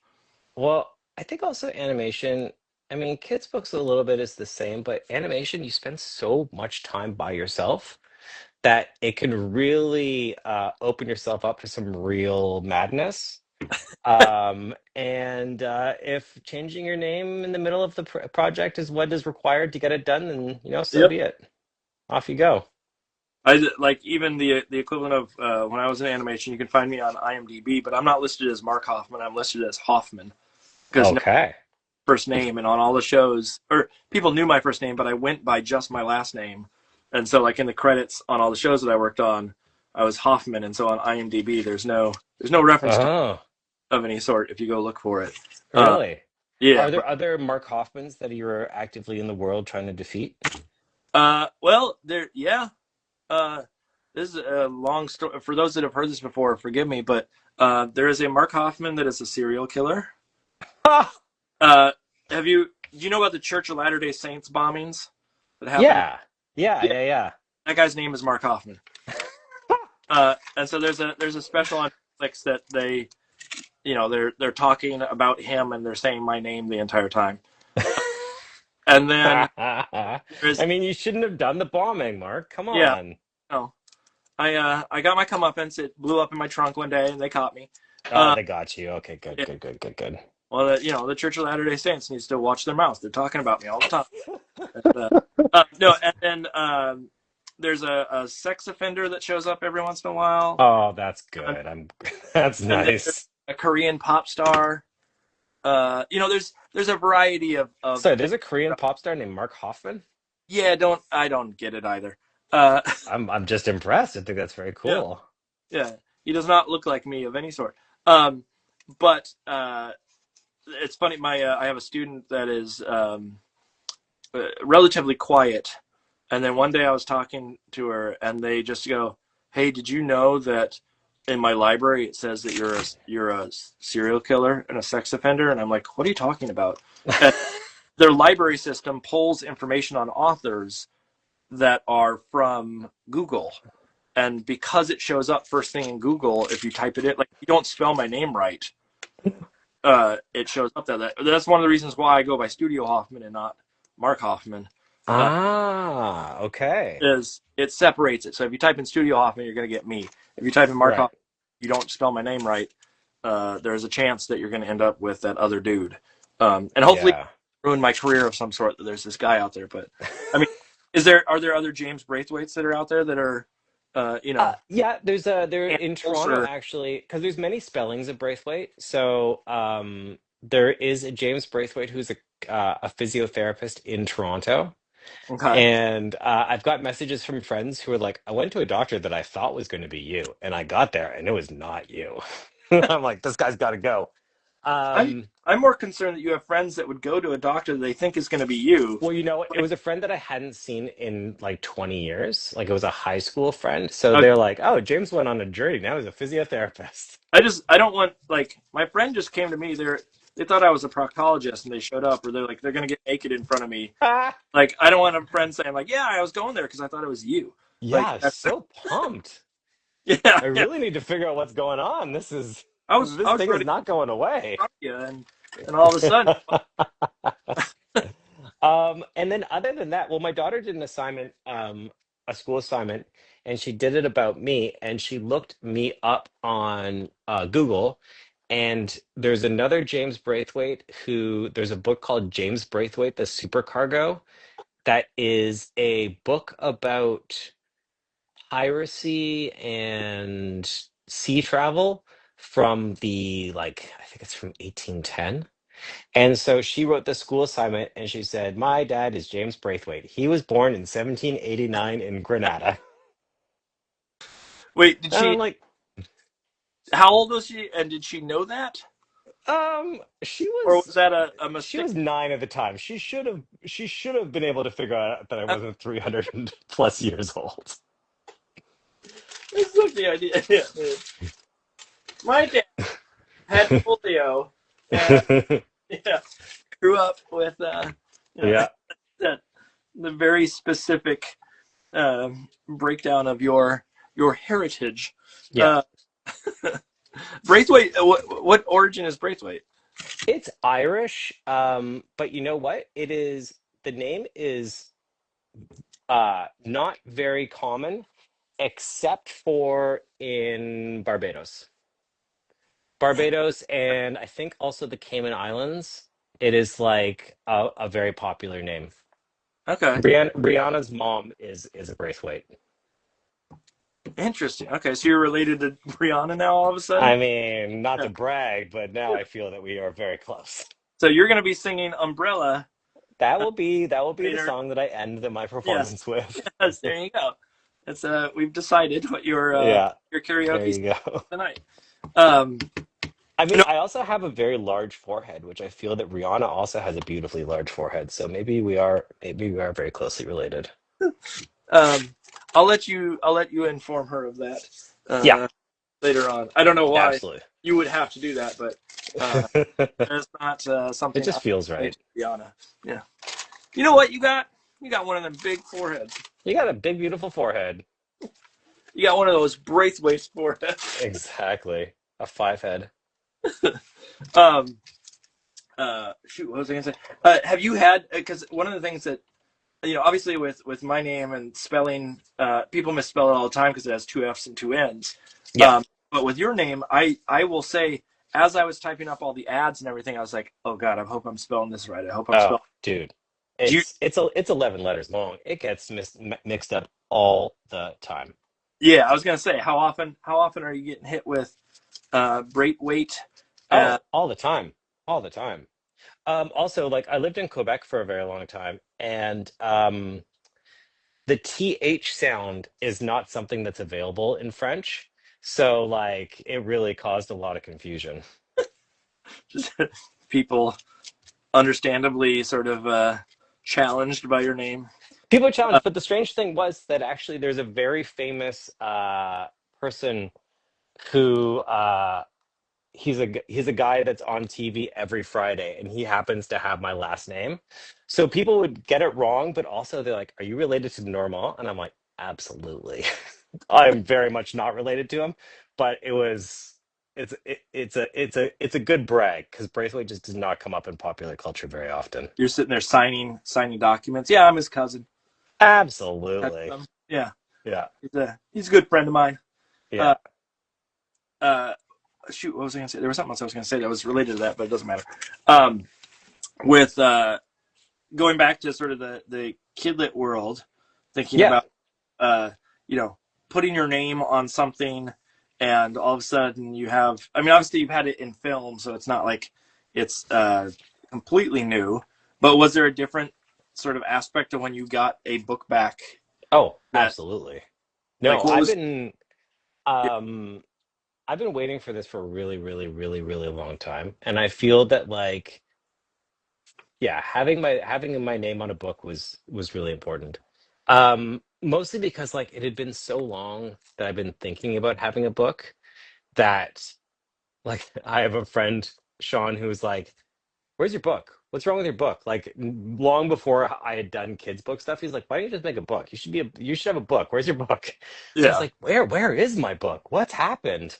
And now that I have it, I'm like, "Oh, this feels very, very nice to actually have it in my hands, like a little magical totem. It feels very, very nice." Did did the like have they sent all the author copies to you? Or No, I just have two copies currently. really? So Yeah, I think copy. the author copies should be coming momentarily. I have almost the same amount as you do sitting Exactly. in my house. That's great.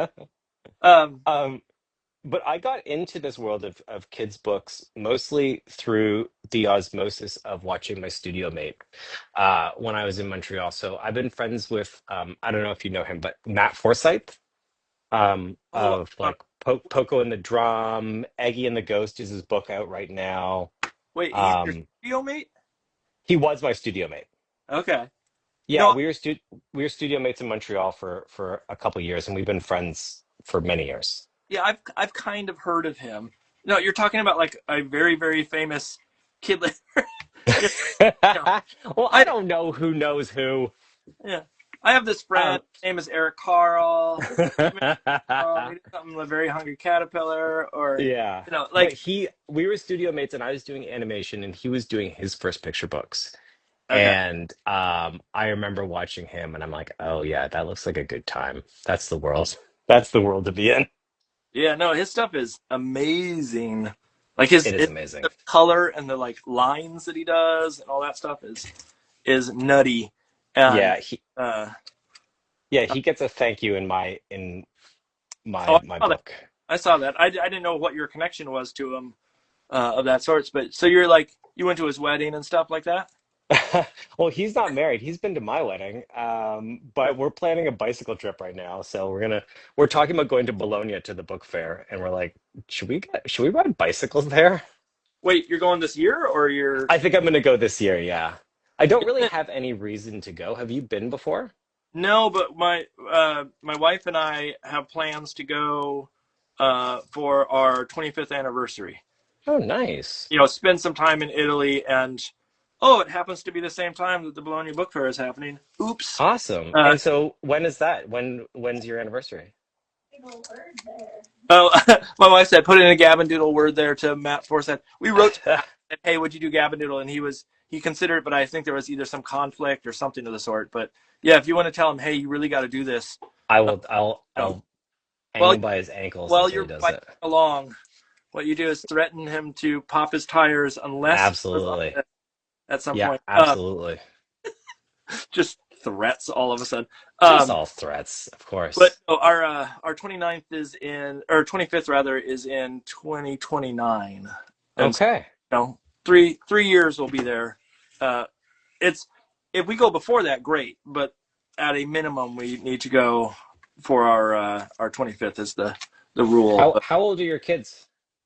I have one, and he is on the cusp of 13. He is 12, Okay. about to turn 13. Okay.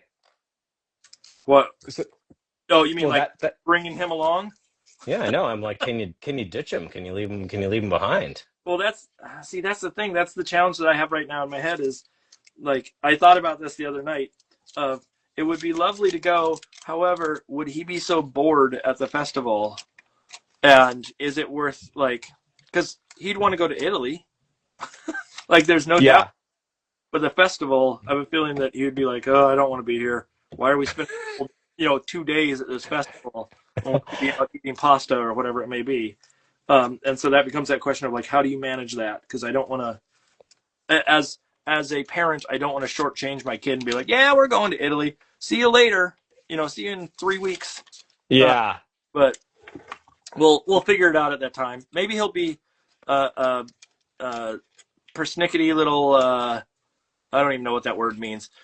He'll be a troublesome teenager who's like, I don't want to hang out with my parents, and then we're like, yes, Absolutely. we have to go. Off we Yeah. go. See Yeah. you later, kid. Do you have like a grandparent situation or anything? Can We you we leave do, him with? we do, but again, I feel like if I'm going overseas to a place like that, I kind of have to bring my kid. I don't. Do you? I don't know.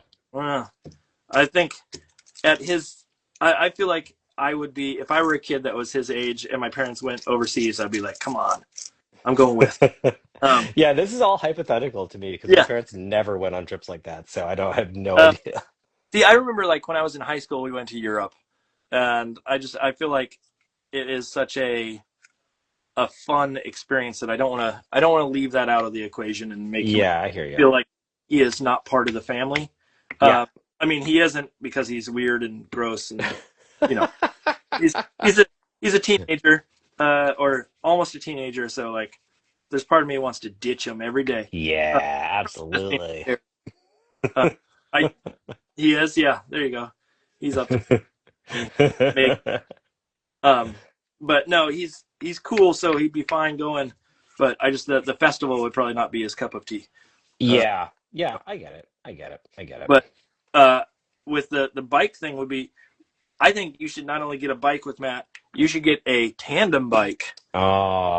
I mean, Oh, that is the dream getting scenario. bikes, yeah, you're going tandem, or you're getting one bike and one of you is riding in the basket up front. Oh, that would be pretty cute. That It would be would be, pretty cute. and I think it has to be Matt, not you. Make the one who's like this big international known name immediately who has to sit there in the silly little basket the whole time. Absolutely. He could have his little snacks and sketchbook up there. He'll be so happy. I'll just be sweating away, Yeah. Do riding up the hills. No you need another juice problem. box, buddy? Do you need I just watched this fantastic documentary. There's two of them. One's called A Sunday in Hell, and one's called Stars and Their Water Carriers. And they're like 1970s, like Tour de France. Well, one's about the Giro d'Italia, and one's about this other race. And they're like 1970s cycling documentaries, and it's so delightful. They're very, very strange. are you a biker? I was a teenage biker. I raced when I was a teenager, not well, but like enough that these documentaries really make me giggle. Yeah. That's one of those uh I feel like there's a lot of biker, not biker like vroom vroom, but biker Yeah, like cycle. Uh yeah, pedal pedal. I feel like there's a lot of kidlit folks that are bikers. yeah. I think so. I think it attracts the similar kinds of weirdos. Well, I wasn't gonna say that, but if you want to go that far, sure. Yeah, I mean, not so's that should Are not you? be. Do you know Max Eaton? Again, that name sounds. Maxwell Eaton the third. He has a book that came out this year. That's had a lot of praise. I will find it. He's just someone he's repped by my agent, and he's great. I'll find his book in a My second. agent is Stamola. No, Yeah, Rosemary Stamola, Mola. That's right. and she's the best. And but anyways, he's an illustrator, but also he makes carbon fiber canoes and is a canoe racer. And I'm like, that sounds Intense. It's Love it. everybody's got their like yeah. Every illustrator probably has some like weird little thing. Like I'm my cup of tea right now has been racquetball. Oh, love it. My go to. But I know that there's a few folks who do that, but there's a lot of bikers and there's a lot of just like hiking and that kind of thing. But there's not a ton of like baseball, softball people, or at least not that I don't know if it's that it's a totally Yeah, different I don't know. crowd or It seems uh, like maybe too much of a team sport. yeah, that's it. You're right. That It is involves having too many friends.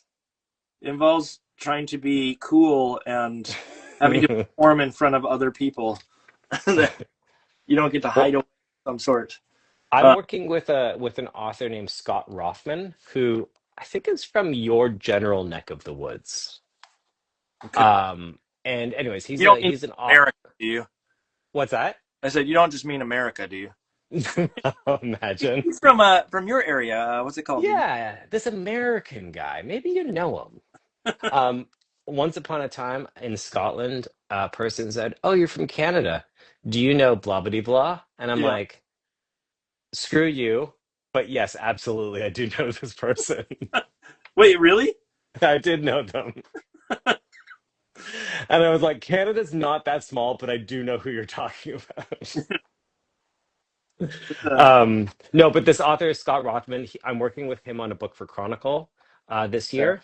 And he's definitely the baseball guy. He seems to know everything there is to know about baseball. Yeah, it's just maybe I have not heard of a lot of people knowing it, but I'm sure there is a crowd. Yeah, But I think you're right in the sense of like team sports are probably not the no, go not the way. of Not any the sport. way for sure. Do Yeah. you have you been to Milkwood? I have not. I'm tempted to go. I saw that they were had openings and whatnot recently. Part of the challenge, I forget when Milkwood. It's over the summer, right? It is over the summer. Yeah, it's some of this is like schedule in the summer is or I can't plan super far out, but there's also like I get so caught up teaching that I lose track of like what's actually available in those, Right. and so I have not. But have you been? I went last summer. It was fantastic. I recommend it highly. I went for the writing one, and it was great. Was it Sophie? Was Sophie was there, and Annie Barrows and Susan Rich were the ones running the session, and they're great. and did you actually like what did you walk out with at the end of the day from it? What did I walk out with? I walked out with like a lot of advice for writing because it was not my strongest bit, and yeah, I walked out with a lot of practical advice for how to set up stories and how to organize it. Um, it was great, and also I made friends with someone there who I'm now trying to make a book with, and yeah, it was a great time. It felt very much like it is the like it was like monastery is the wrong word because it was very fun, but it definitely felt like uh a narrowing of focus only to picture books, which is something that I don't get a lot of, Okay. which was really nice. But also, I feel, I mean, I guess your show is one way that you're trying to do it digitally, but I feel that working alone in this field, you spend so much time alone and you don't really have coworkers that you see all the time. Yeah. And that felt like a meeting of coworkers where you're like, oh God, is anyone else having this problem? Is anyone else, coming up against this? Is anyone else doing this, doing that? And it's very nice to have a group of people that you have similar gripes and problems. Yeah, that can understand and empathize with what you're struggling with of some sort. Um, Yeah. one of the books that I use in my class started adding some information. It's a sort of a business how-to kind of book that the students have to read for me and whatnot. And there are some things in there about like isolationism that happens in kid or not kid lit, but just in illustration in general, and like how to combat that, and Yeah. make What's their tips?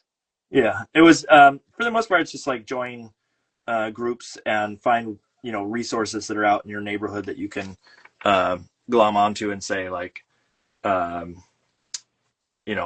let's have a crit group or those kinds of odds and ends. It was nothing that was special, but it was just that they've added that section in particular about, hey, don't just sink away into your own little cave and never come out. Uh, Yeah. Don't um, don't just make bombs in the back in your garage, Mark Hoffman. hmm.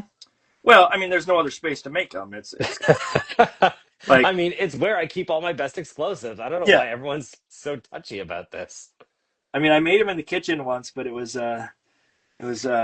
got in the way, and all the other food had explosives in it at that point, and it just wasn't. Yeah, it's gross. No one likes that. Yeah, no one likes gunpowder in their spaghetti sauce, or if they do, Hmm. uh, yeah, it's a different vibe. It's a different vibe. You have to be in the right mood for gunpowder at night. Um, So but what's the town where do you live? well, I don't want to give it away. Yeah, why? You're not How gonna. else am I I gonna want, find you and steal all no, your stuff? yeah, someone's gonna hunt me down. I'm I'm again. We have a restraining order that we're not supposed to be that close to each other, and you're trying to get not very discreetly, to be honest. No, I Yeah. live. So, what are like the four last digits of your credit Yeah, card? So, I yeah. mean, just for curiosity's sake. What was your first dog's name? Uh, Yeah, exactly.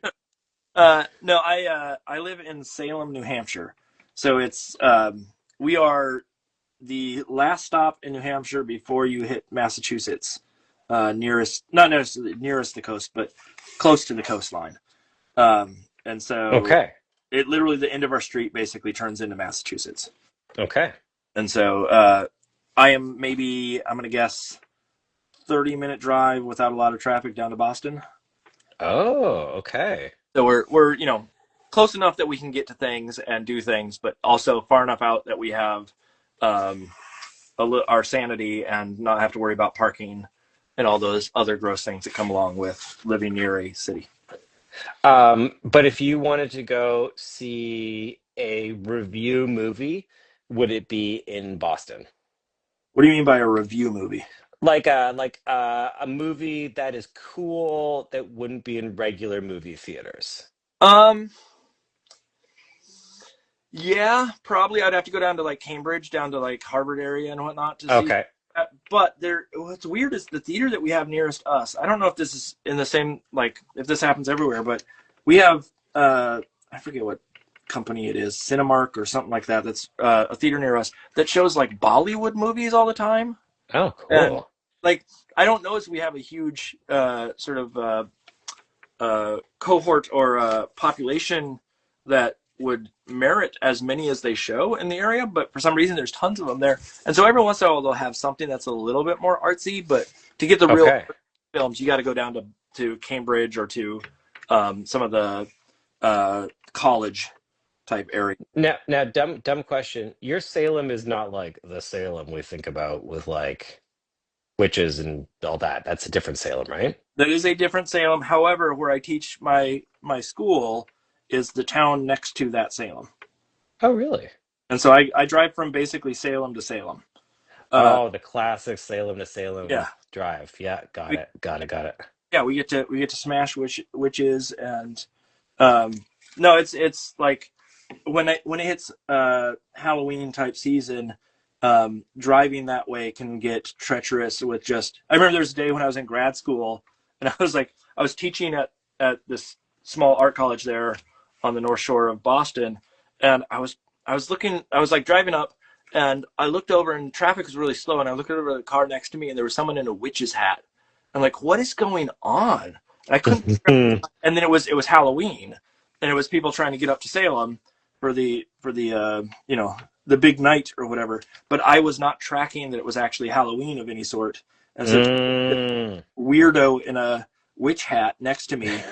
And finally, when I got to school, someone said, "Oh man, how's traffic with Halloween?" And I'm like, "Oh, that Oh, right. yes, this all makes sense." Um, but yeah, no, it is kind of fun to like live close to some of those like big um historical landmarks. Let's put it that way. Yeah, yeah, yeah, yeah, yeah. What is Um, does Toronto have? Like, I don't know. Part of it is I don't know Canadian history probably in the same way. But is there any good like Canadian or Toronto lore like that? That I mean, of incinerating witches, or just generally? just generally. I mean, did you have witches too, though? I mean, did we ever stop is the question. Yeah. No, I think Salem's got that locked down. Um, I don't know about the spooky aspects of Toronto. There must be some. I mean, it's an old city, much like Boston. I'm sure we've got our spooky aspects. My daughter is very obsessed right now with the Boston, I think it's Boston, the molasses disaster. We were just talking about that today in class. Yes. Pretty cool. Yeah. That a bunch of people died. Super fun. Uh, Super fun. tell your daughter she has a sick and twisted mindset if that's exciting to her. No, yeah, there's like theories. I was talking about this today. Someone brought it up, and I was like, "Oh, that's so funny." They're like, "Funny, all these animals and people died." And I'm like, "Well, yeah, but it's just kind of funny that that's the way they went. Is I like mean, it fastest. is. I mean, it's like molasses is famously the slowest thing, Yeah, it doesn't and yet not on your still, card all the time that that's the way you're gonna go.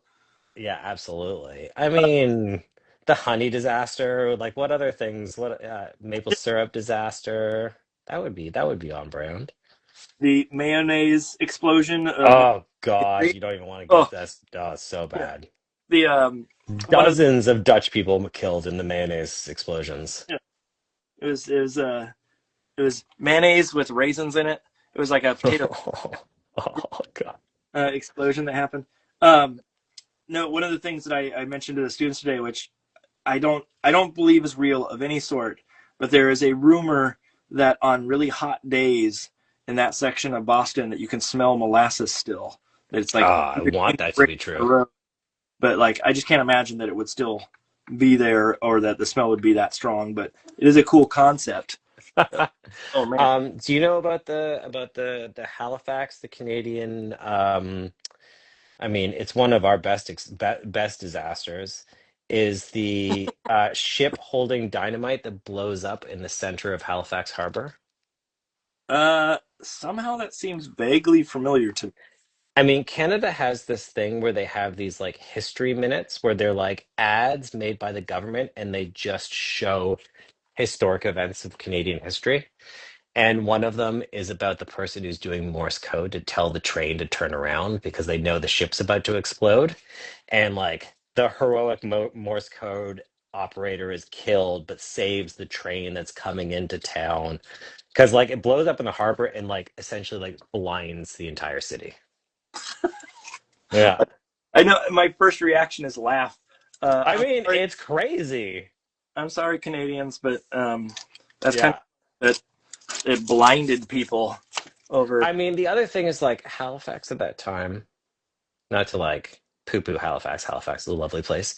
But like blinding the population, that might have been 30 guys. Like it probably wasn't that big a place. 30 guys and a moose. And it's Yeah, exactly. They're like, but I mean, how big was Boston when the molasses disaster happened? I don't even know. I want to say it was in like the 1920s. Ask your daughter. It's probably in the 1920s is my guess or 1910s. Somewhere in Yeah. there. I mean before there was like safety regulations for how you swim in molasses clearly. Uh, How does one safely swim in yeah. molasses?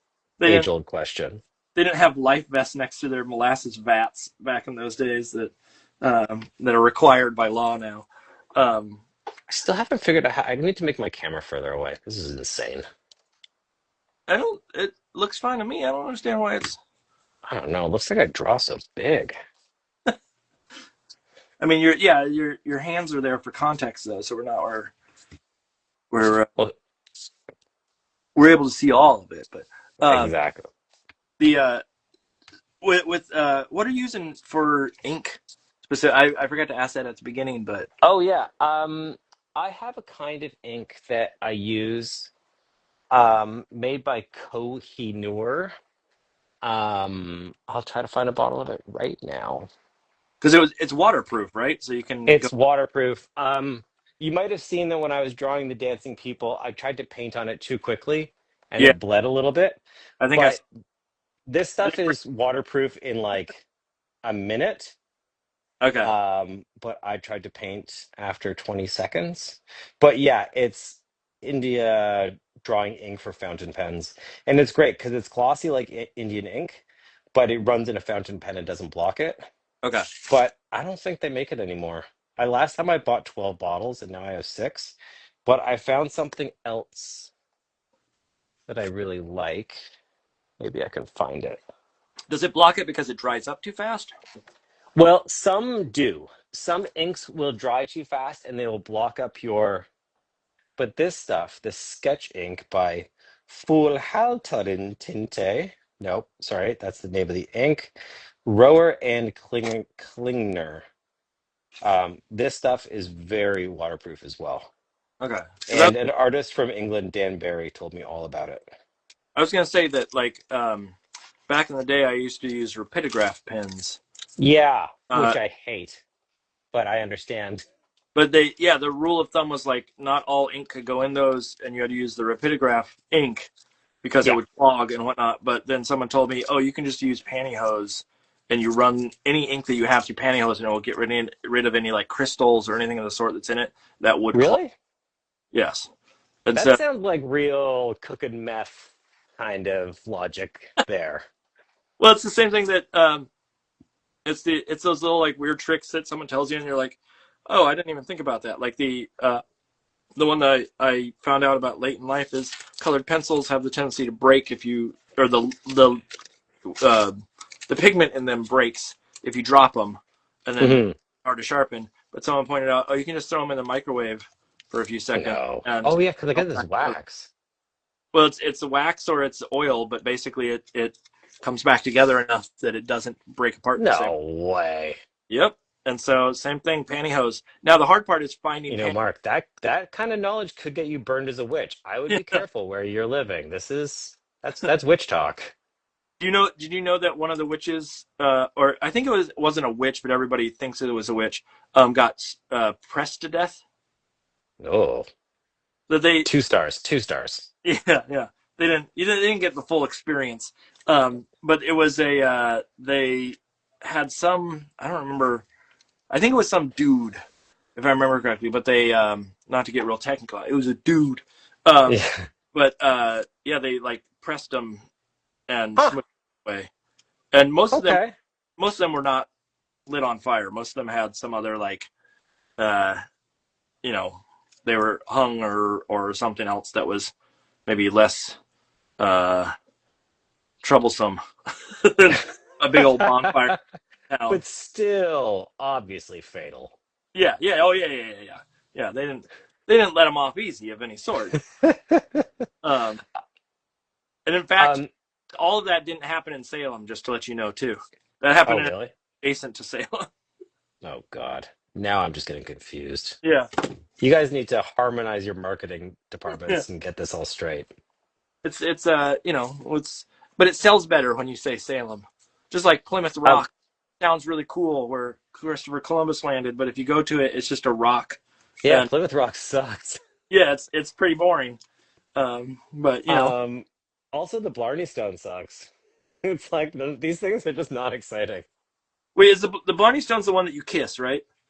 It's the one you kiss, but also now it's more protected. But the story is that it wasn't protected at night, and local kids would piss on it, so tourists would kiss it in the morning, and I just think that's very funny. I know there was someone we went over to Ireland a couple summers ago, and I remember people saying they went to go kiss it, and like I would not like the amount of this is like COVID times. Oh Like, yeah, you can't be kissing that Blarney Stone. yeah, it's loaded with germs and apparently uh, got a combo platter. I mean, whatever. I'm sure we'll. I'm sure worse things happened on the flight.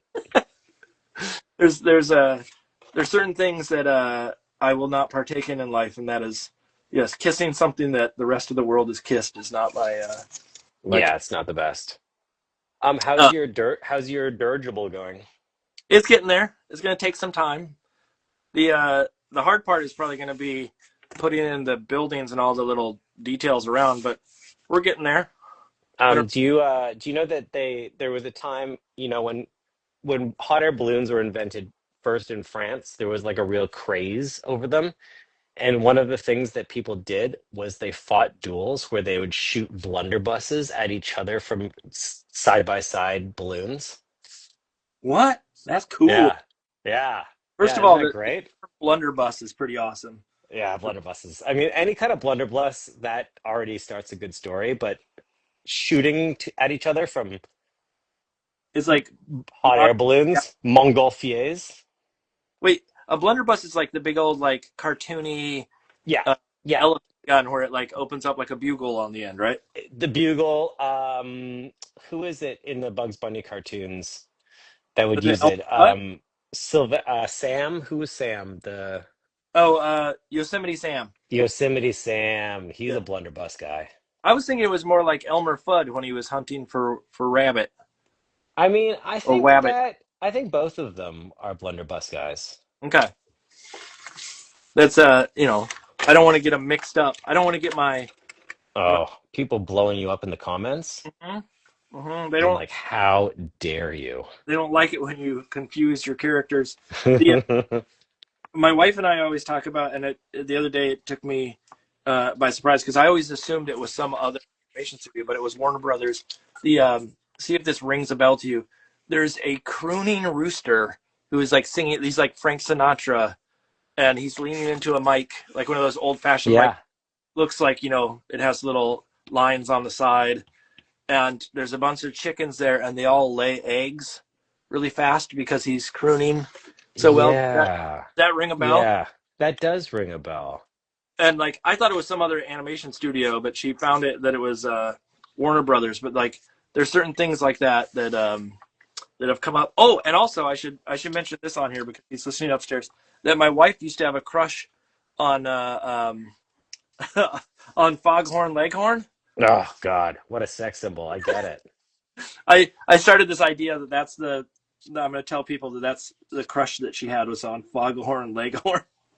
I mean, and then yeah, absolutely. I get it. I'm on her side on this one. He's he's a Well, real boat coming in. he's also like a I'll say. caricature of some American, politician. I have no idea who, but that's like, I think everyone saw that as some like hilarious joke on, I don't Some know, southern Teddy pop. Roosevelt. I don't know.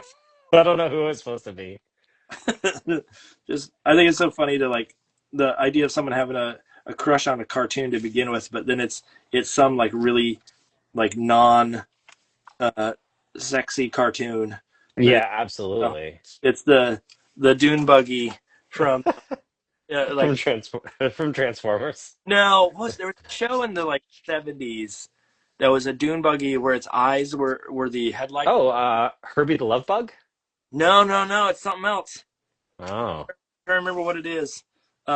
But just that idea of like um, there's these very specific like that's the person that you had a crush on or the character that you had a crush Oh, not absolutely. not Bugs Bunny, not Bugs in Drag, but that I mean, the California Raisins are looking so good. I don't know how they did it every day. you have a very specific one. You're like, oh, I don't even know. They probably have names, and I can't remember what they look like, but they probably have like distinct aesthetics. Or like one's wearing sunglasses, and one's wearing high tops, and one's wearing. Absolutely. You're like, oh, that one. That's the one that.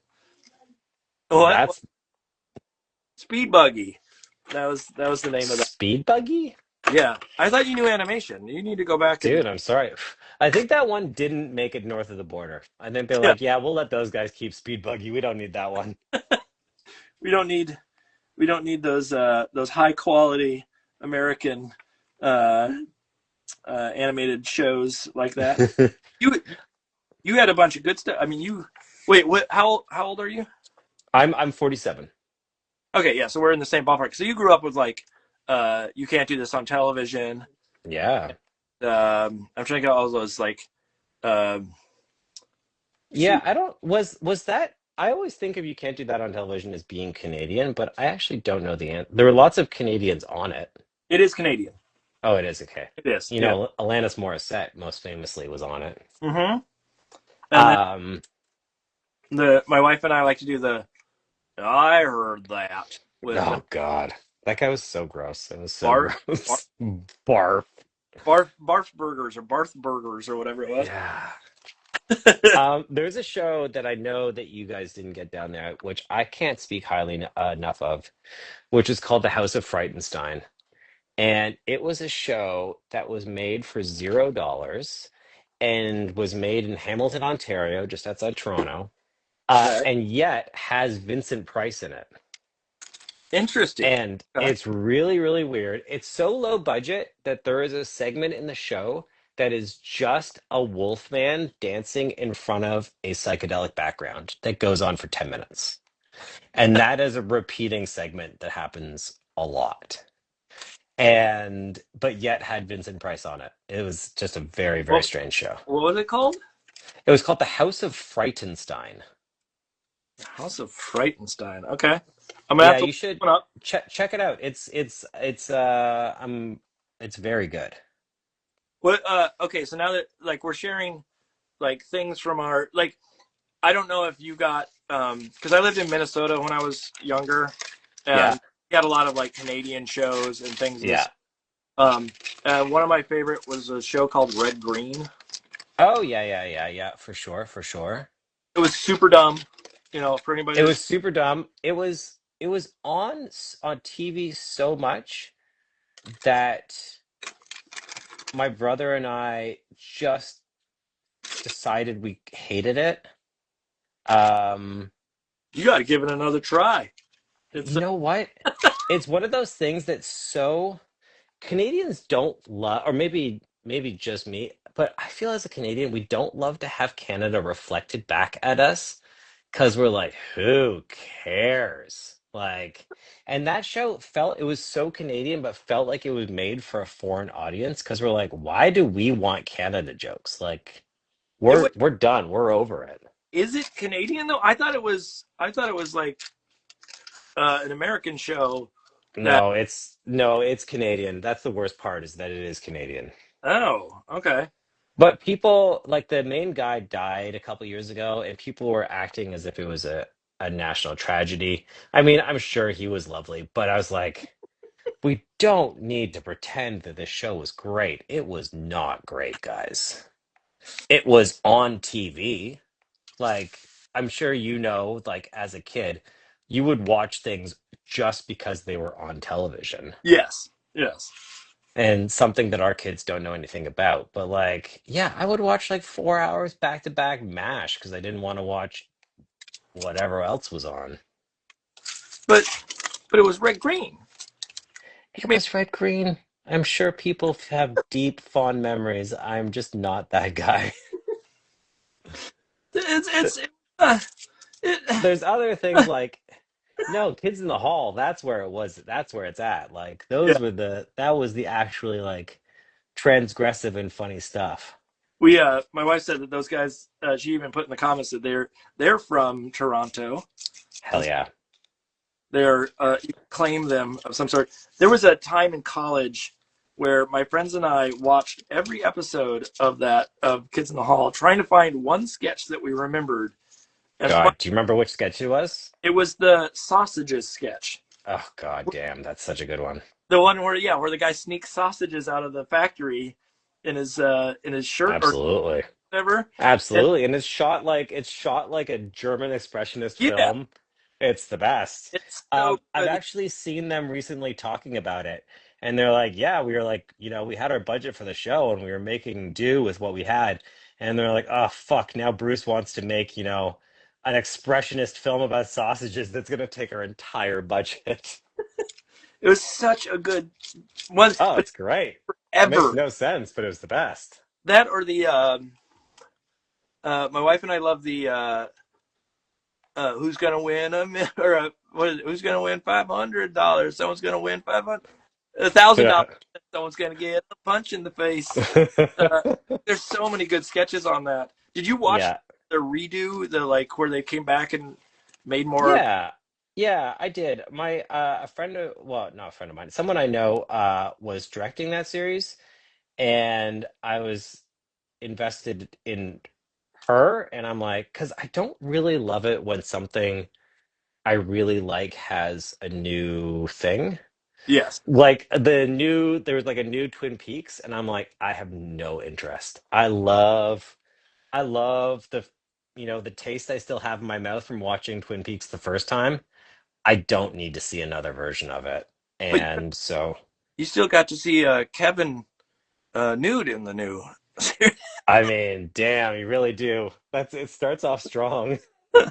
I remember seeing that. I was like, whoa, okay. They Yeah. they went You all know, in. which Or I'm like, there's only so many shocking things you can do on TV anymore, and that's yeah. one of them, and that was great. Um the well, there was some other show that was a Canadian show that I used to love when I was little that was like on TV because of being so close to the border that we used to get on like PBS or something. I can't remember what it was, uh Mm. but yeah, no, Kids in the Hall is up there. I'm trying to, there was another one of their bits where that I loved where it was I feel like it was people dancing around and there was a snake in a barrel. Oh my God, I was thinking about that today. I Yeah, don't remember what it was, but I remember there was a snake in a barrel. yeah, they have their hands chained together, and they're pulling each other in a circle around the poisonous snake that spits. Yes. And then when it spits, they have to get a new snake, and someone comes out and says, new snake," and then they bring in a new snake, and it spits in someone else's face. Um, the sport is called shirling in that sketch. Okay. Yeah, no, I was thinking about that sketch today. It's a great sketch. There's a we've seen them live. I think maybe like I'm gonna guess maybe 15 years ago or something like that. They came around in the area here, and we Yeah, went and saw them live. And of course, lovely, fun show. yeah. Um, but I don't know if they are still doing the same. I think it was sort of them talking and then doing like redoing bits in front Yeah, I of think they the audience. still do it every once in a while. I mean, I'm sure they still like money and need money. It's funny, I was this is a couple years ago, but I was walking across the street, and I was crossing, and I saw someone I knew driving the car towards me, making the turn, and I waved. I'm like, "Oh yeah." And then I was like, "Oh wait, who was that person?" I'm like, "Oh, right, that's Bruce McCullough, the Kids in the Hall." That was I just waved as if it was a long lost friend. I'm like, "Nope, just a guy from a show I liked." Still what like, remind me. You probably it sounds like you know these more than or remember them better than I do. Wasn't there one about a guy having a fork in his hand? oh, that he yeah, probably. What, Lauren? What'd you say? That's the one where they're. I was just thinking about this one today, where Can you hear her? two Yeah. are at a restaurant and one of them is talking about a movie he saw, and the other one is like, "Oh yeah, that's Citizen Kane," and he's like, "No, that's Oh, that's right. Yeah. Absolutely. It was Citizen Kane. It was Citizen Kane. There's like Yeah. even hearing the it's Citizen Kane, like I know who says it, yes, and like Oh there's yeah. Oh, that's tonality. Kevin Like McDonald for sure. uh, Absolutely. yeah, no, there's. I wish that we had actually. You know what? The thing that was local to me that was that same vein, where I grew up was MST3K. That was a What's that? Minnesota. You don't know MST3K, Mystery Science Theater 3000? Oh, yes, yes, yes, yes, yes, yes, yes, That was yes. I just didn't know it. I didn't know its abbreviation. a, I didn't know there were levels to this. yeah, no, it's that's what it's always been, and I'm ashamed that you don't know that Yeah. No, that's embarrassing. right now. No, that was a Minnesota thing. So there's like things Oh, in that was it? for being sort of like, oh, I know what they're talking about, like little hints of things that are shown in there, or like, I forget there's references to some stores or something like that. Like, oh, Okay. that was my, You were born in Minnesota? yes. Okay. All right. I got I, lots of Minnesotan friends. I don't know if that's good or bad that I was born there, but I was born there. Oh, dude, that makes you almost a Canadian. That's so good. Yeah. Actually, my house when I grew up was I've probably mentioned it on here before. was maybe a half mile away from Paisley Park, where Prince Oh, really? recorded, and there was something else. There was another like thing that was a local, like people know, that was sort of akin to that. But um, yeah, no, I was a little Minnesota baby. Okay. Have I no longer have a big connection to it, but we went back, and this fall we went back there and got to go to our old stomping grounds, and I got to show my wife like, oh, here's where I grew up, and Oh, nice. it was lovely. But Yeah, we're I grew up, well, I mean, I lived out west in Alberta, but then I moved to Ontario when I was like a 10-year-old. And we used to get a lot of American television.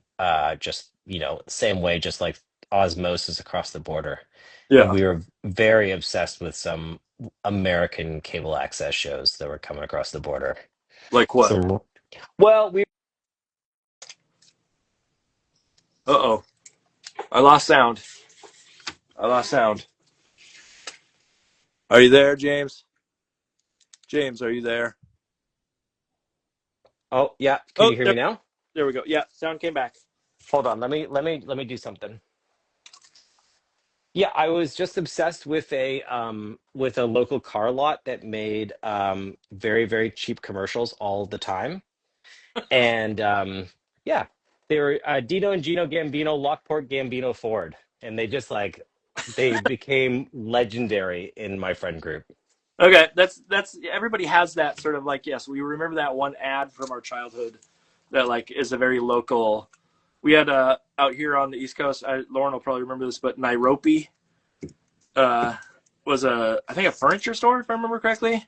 It was like Nick, was it Nick, Rob, and Pete or something? It was something like that, where it was like their initials, but the commercials showed all the time, and everybody knew them because of. Mm. And so, like, I don't remember if they had a jingle, but it was something akin to that.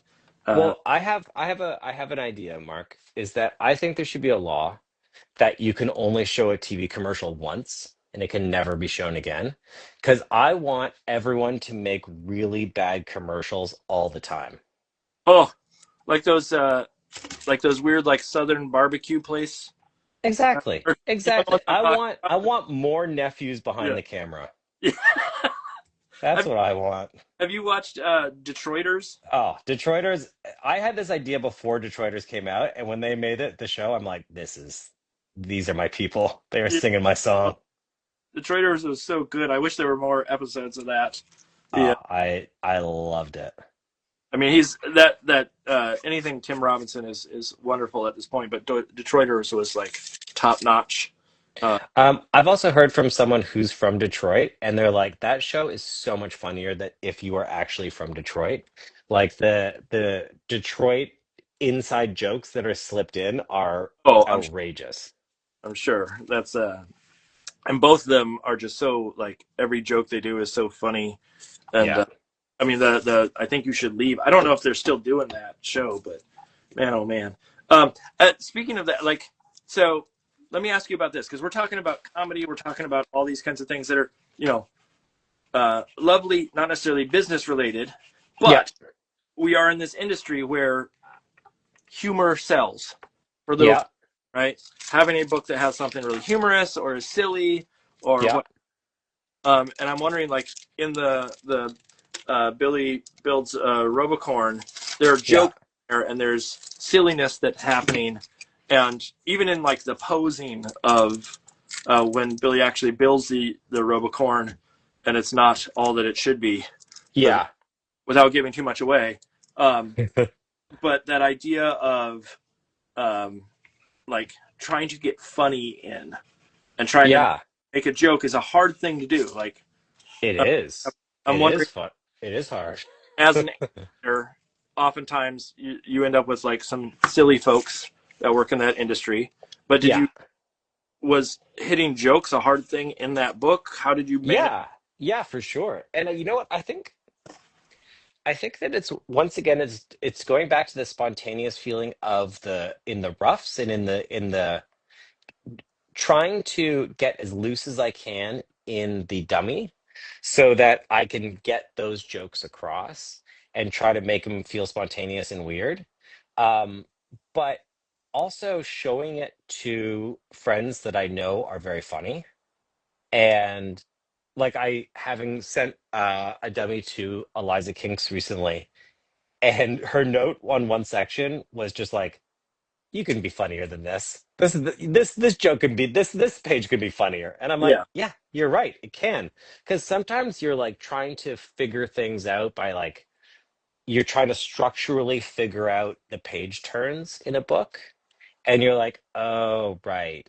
It also needs to be very funny." And sometimes that can get a little lost, and it requires a funny friend to help you punch it back into existence. Well, the other thing that is very hard, I think, or like the thing that's taken me a while to sort of understand, and I don't know if this rings true to you, but making a joke that is a pun is relatively easy. Making a Yeah. joke not a pun is Yeah. is extremely hard, and not Yeah.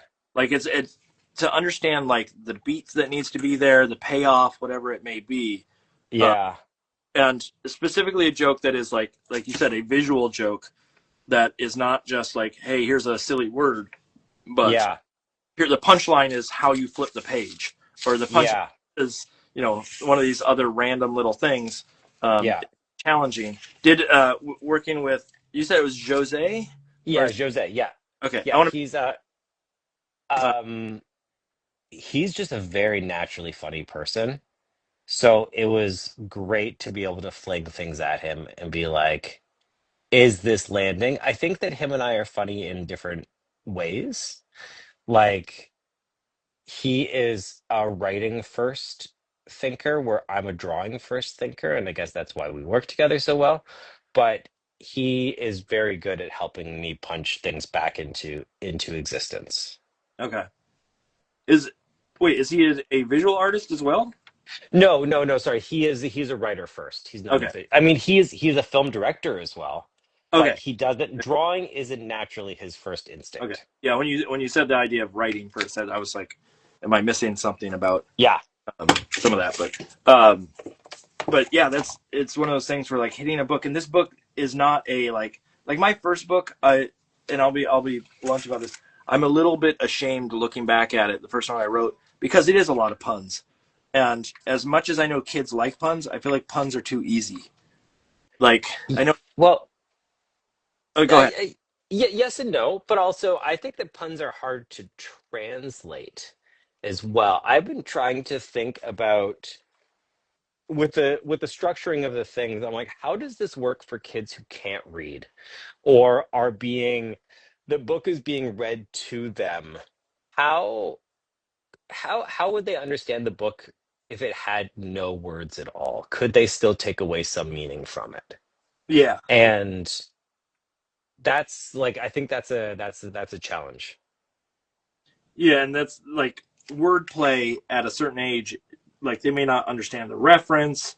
Like certain puns are easy enough, but some kids may not know the reference that makes the pun work. And Yeah. I tend to think of like, to be higher brow in some way and do something that is a little bit more, um, uh, you know, a joke that really plays on like situational comedy Yeah. much harder in some sense. And so like I'm a little embarrassed that that first book is just puns, puns, puns, puns, puns. And I wish that I had an understanding of situational stuff a little bit better. Uh, Yeah. and of course, Um but are you familiar with the work of Tor Freeman? yes, Tor because Freeman? yes, Yeah. we had I on years ago, or oh not, really? a couple of years ago. I Yeah. think Tor is one of the funniest people working right now. Tor is so good. We, And Lauren, my wife, said when I was mentioning people that remind me, or your work reminds me of like their sort of vibe, is Tor is one of those folks that's in that oh, same. great. I'm so happy to hear that. Tor rules. um, Yeah. no, there's some people that just understand jokes, and I don't like Yeah. Mac Barnett. His writing, like he Yeah. gets kids and he understands what's funny, and not everyone Yeah. can do that. Um, I wish I could, but Have you ever thought about like graphic novels and that sort of thing?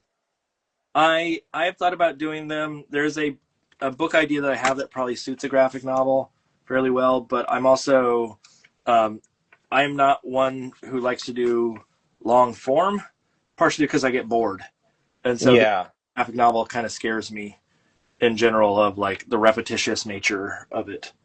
But Yeah, I think that no matter what, you'd have to do some sort of digital process. I mean, you don't have to, but I think that in order to make, because I just see the speed at which my kid reads graphic novels, mhm. and she is just like flip, flip, flip, Yep, flip, flip, yep. and I'm like, oh boy, you're right. I gotta not be precious about these drawings.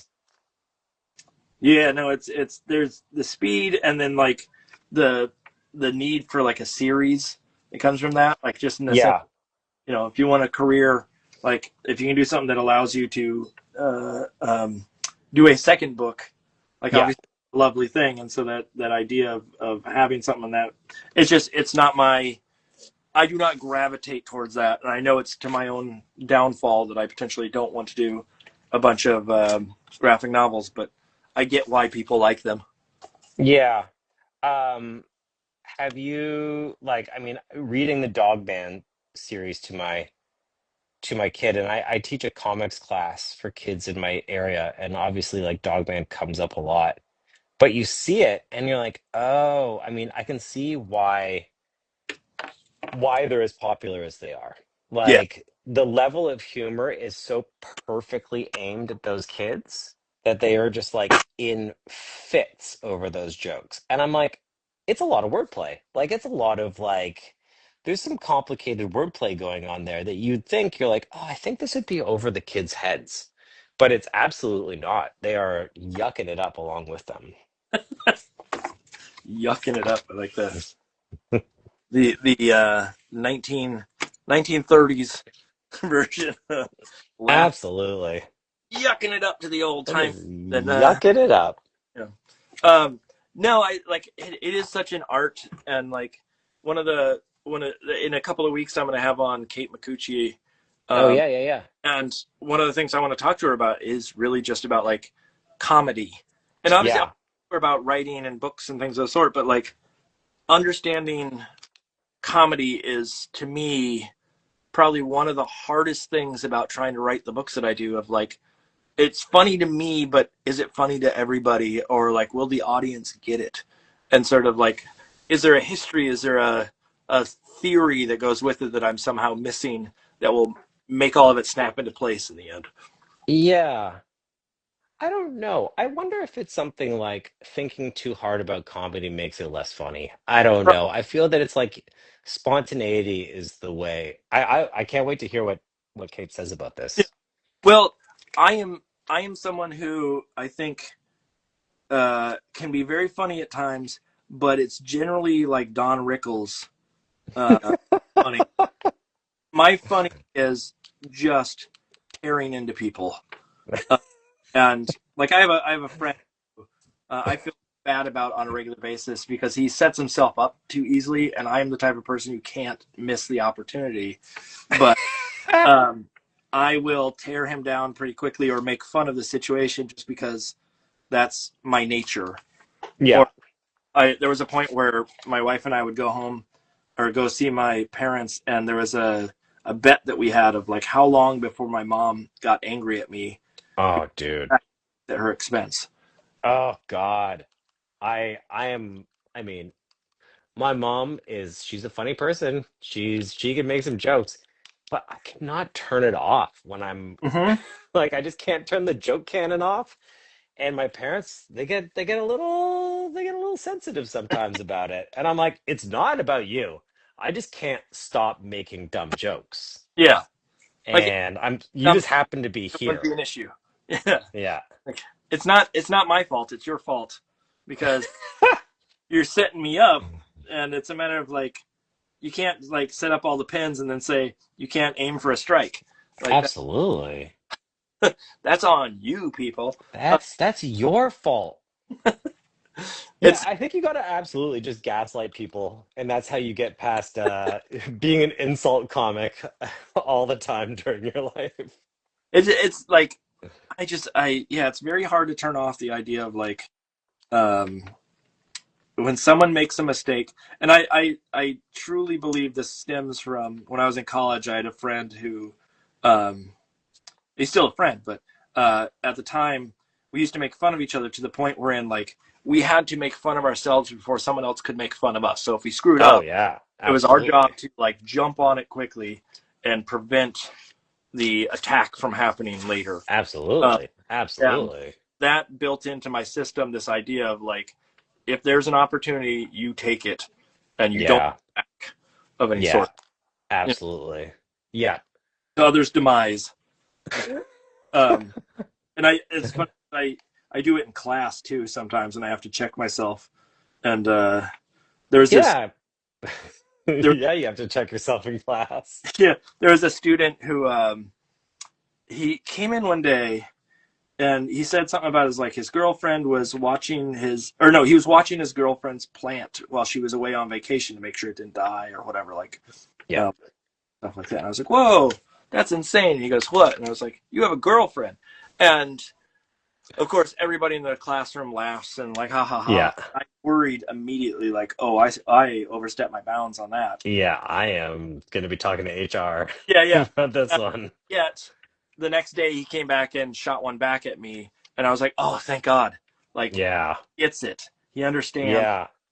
It was just a joke and whatnot, and he understands. And like since then, we like anytime I see him, we have this sort of battle of being silly with each other, and it really lightened the I don't want to say relationship because that makes it sound weird, but lightened our experience of chatting with each other of like, oh, we Good. know each other of some sort. Yeah. Because I think But as a teacher, you'd be a little afraid that you're like, oh, this could blow up in my face. oh yeah, yeah. There's been plenty of times where I've done things that have not necessarily crossed the line of that sort, but just like there is a question of like, okay, do I need to pull? I remember there was a student that like was so upset one day after I made some joke about a piece that he was working on, and I was really worried.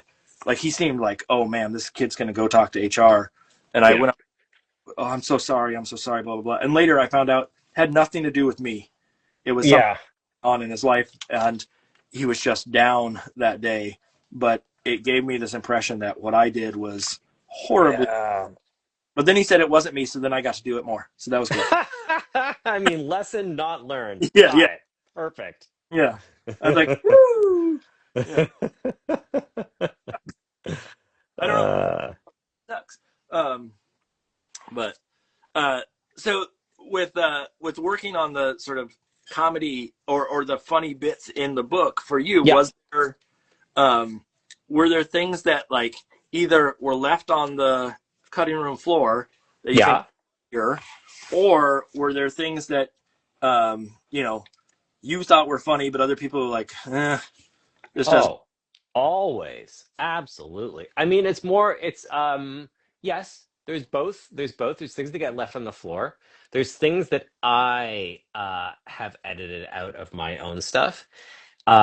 But there's also things where I've like shown a joke to my wife that I've put in the book, and she's like, "You know that only makes sense to you." And I'm like, "Oh, right, right, right, right, right, right, right, right, right. I need to make these jokes a little more general." You're doing red green jokes. Those kids. Non-stop red green jokes. No, but I I'm don't. doing my version of the sausage sketch. And Yeah, yeah, people not it's not everyone's there for that. yep. No, I feel like I do that all the time in my books of or the stuff that I'm writing in general is this like this is hilarious, ha ha ha, and then I show it to my wife and she's like, it doesn't. Oh, what are you trying to do? Well, okay. See, here's the thing. Like, go look at this. There was something in a book recently I shared with my crit group. I was like, and you all noticed that reference at the beginning, and it's a callback to that. And they go, Yeah. see that? Like Yeah, they just I know. totally glossed over what this big setup that I did, and I was like, this thing's gonna pay off. Here we go. Yeah. Jokes incoming. No one's laughing yet. Why aren't they laughing? What's going on? Have you so you have a crit group that you normally share stuff with? Yes. Okay. All right, have you been with them? I've been doing this a long time. I'm gonna say probably about 8 years or something like that. We Okay. as often, but we're trying to meet once a month. Um, And are they all kids? Are they all picture book makers? um, I'm going to say 90% of them are. There, Okay. there's some folks that started in the group um, early on when it was, more just art in general, and then it became more picture book oriented. And at that point, Okay. it got members. There's probably like 8 or 9 people in it total, Oh, okay. in that range. But the input of picture book influence has grown just because that happens to be what a lot of us know, and the folks that we invite in or are part of it are, Right. you know, kidlit adjacent generally, and so that sort of builds. Uh, Yeah. but are you in a crit group of any sort? No, not really. I mean, my quick group is just I have with Matt Forsythe and Eliza is my current quick group. We're just like bouncing things off their heads. So yeah, you have a small crit group, but also a very experienced Yeah. crit Yeah, group. because I'm new to this, so I need them to help me. But it's funny because working with them, or not working with them, but working with other people, and you are getting critiques, but also you're like, we also are making very different kids' books. Yeah, Like the books that Eliza makes and the books that Matt makes are different than the books I make. And that's great. But it's just like the kind of notes you get from everyone, you have to put them then again through your own personal filter to be like, oh, does this apply to the kind of book that I am currently trying to make? yeah, that's the group that I meet with. I feel like some of them do pretty like I don't mean in a negative way, but like more standard fare, and of course they probably get more deals because of it. And then I'm like, you know what I want to do? I want to do a book about, and it's some random like esoteric thing, and hoping that someone out there will go, yeah, that makes sense. We want to turn that into a book. Um, Yeah. and I assume that some of them go like, what is he even thinking? Why is he even trying this? That doesn't make any sense. But at the same time, you know, I don't know as I want to do your standard cutesy book. Let's put it that way. Yeah. Yeah. Yeah. Yeah. Do you feel, I mean, have you ever done cutesy books? I'm trying to think if I've done a cutesy book. I mean, your characters are kind of like they're kind of they tend to be kind of round and kind of cute, but they don't Yeah, feel cutesy to me. but like now I want to do weird. The more like my goal with books right now is to like the weirder the better. And Yeah, so yeah, yeah, yeah. the books that I like to read are ones where like they don't always wrap up in a lovely little package at the end of the day, and are like there's a book that I have on my shelf that I was thinking about the other day that's about Van Gogh's ear, and it Okay. runs off and is literally just his ear running around as the main character, and it's like This is a book that exists or one that you're making? no, this is a book that is this. Let me see if I can go find it real quick. Oh, that's a great concept. But Does it's the ear go on a murder rampage, revenge yeah, fantasy? I don't remember. Let me see if I can find this. I think I know where it is in the shelf roughly, and it's a matter of can I find it relatively quick while we talk here. Um, where is? Let me see. It's not that. Oh, nope, nope. In fact, if my wife is up there, she hears me talking about this, she might be able to look up the title. The book about Van Gogh's ear.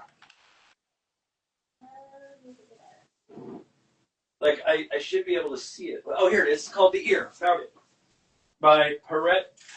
It's French. um, but like, let me see. I don't know if you can see this, but it says inspired by Van Gogh, Oh, okay. and it literally is about Van Gogh's ear. Let me see if I can flip to a couple pages here. And like, the ear was headless without a head. What use was she to anyone like that? And gets sad, becomes a fish, a butterfly, a snail. Like, it's just this weird, nonsensical thing about this ear that goes off and lives a life. I love it. And to me, like, not necessarily this is the exact type of thing that I want to do, but just the idea that like it's so random, and Yeah. I want my stories, not necessarily the aesthetic, but the approach and the story Yeah. random or Yeah. Yeah. I like it. in that manner. And so like I look at like even with the Robocorn, to me that's in that same sort of vein of like it is it could be that a character wants to make a unicorn, but it's funnier that it's a Robocorn and that it's called a Robocorn, not a unicorn. Uh, Yeah. like there's twists in that I think make it that much funnier. Yeah. We're getting ready for the launch party for it right now. And Jose is currently making like a really crappy Robocorn out of like the component parts that Billy uses in the book. Yeah. And he's like, it's coming together, but I'm afraid the kids can't be like someone might get cut if they get close to this thing. It Oh, is dangerous. it's metal. Yeah, I mean, I think it's some metal components. yeah. I thought you were Um, cardboard boxes and stuff, but I guess yes, it does have metal in the it's actual. got some metal. It's got some metal in there. Yeah. And I'm working on some like some giant cutouts right now of foam core cutouts of the characters for the launch. Foam core sounds a little safer. Yeah, a little safer, a little easier to use too.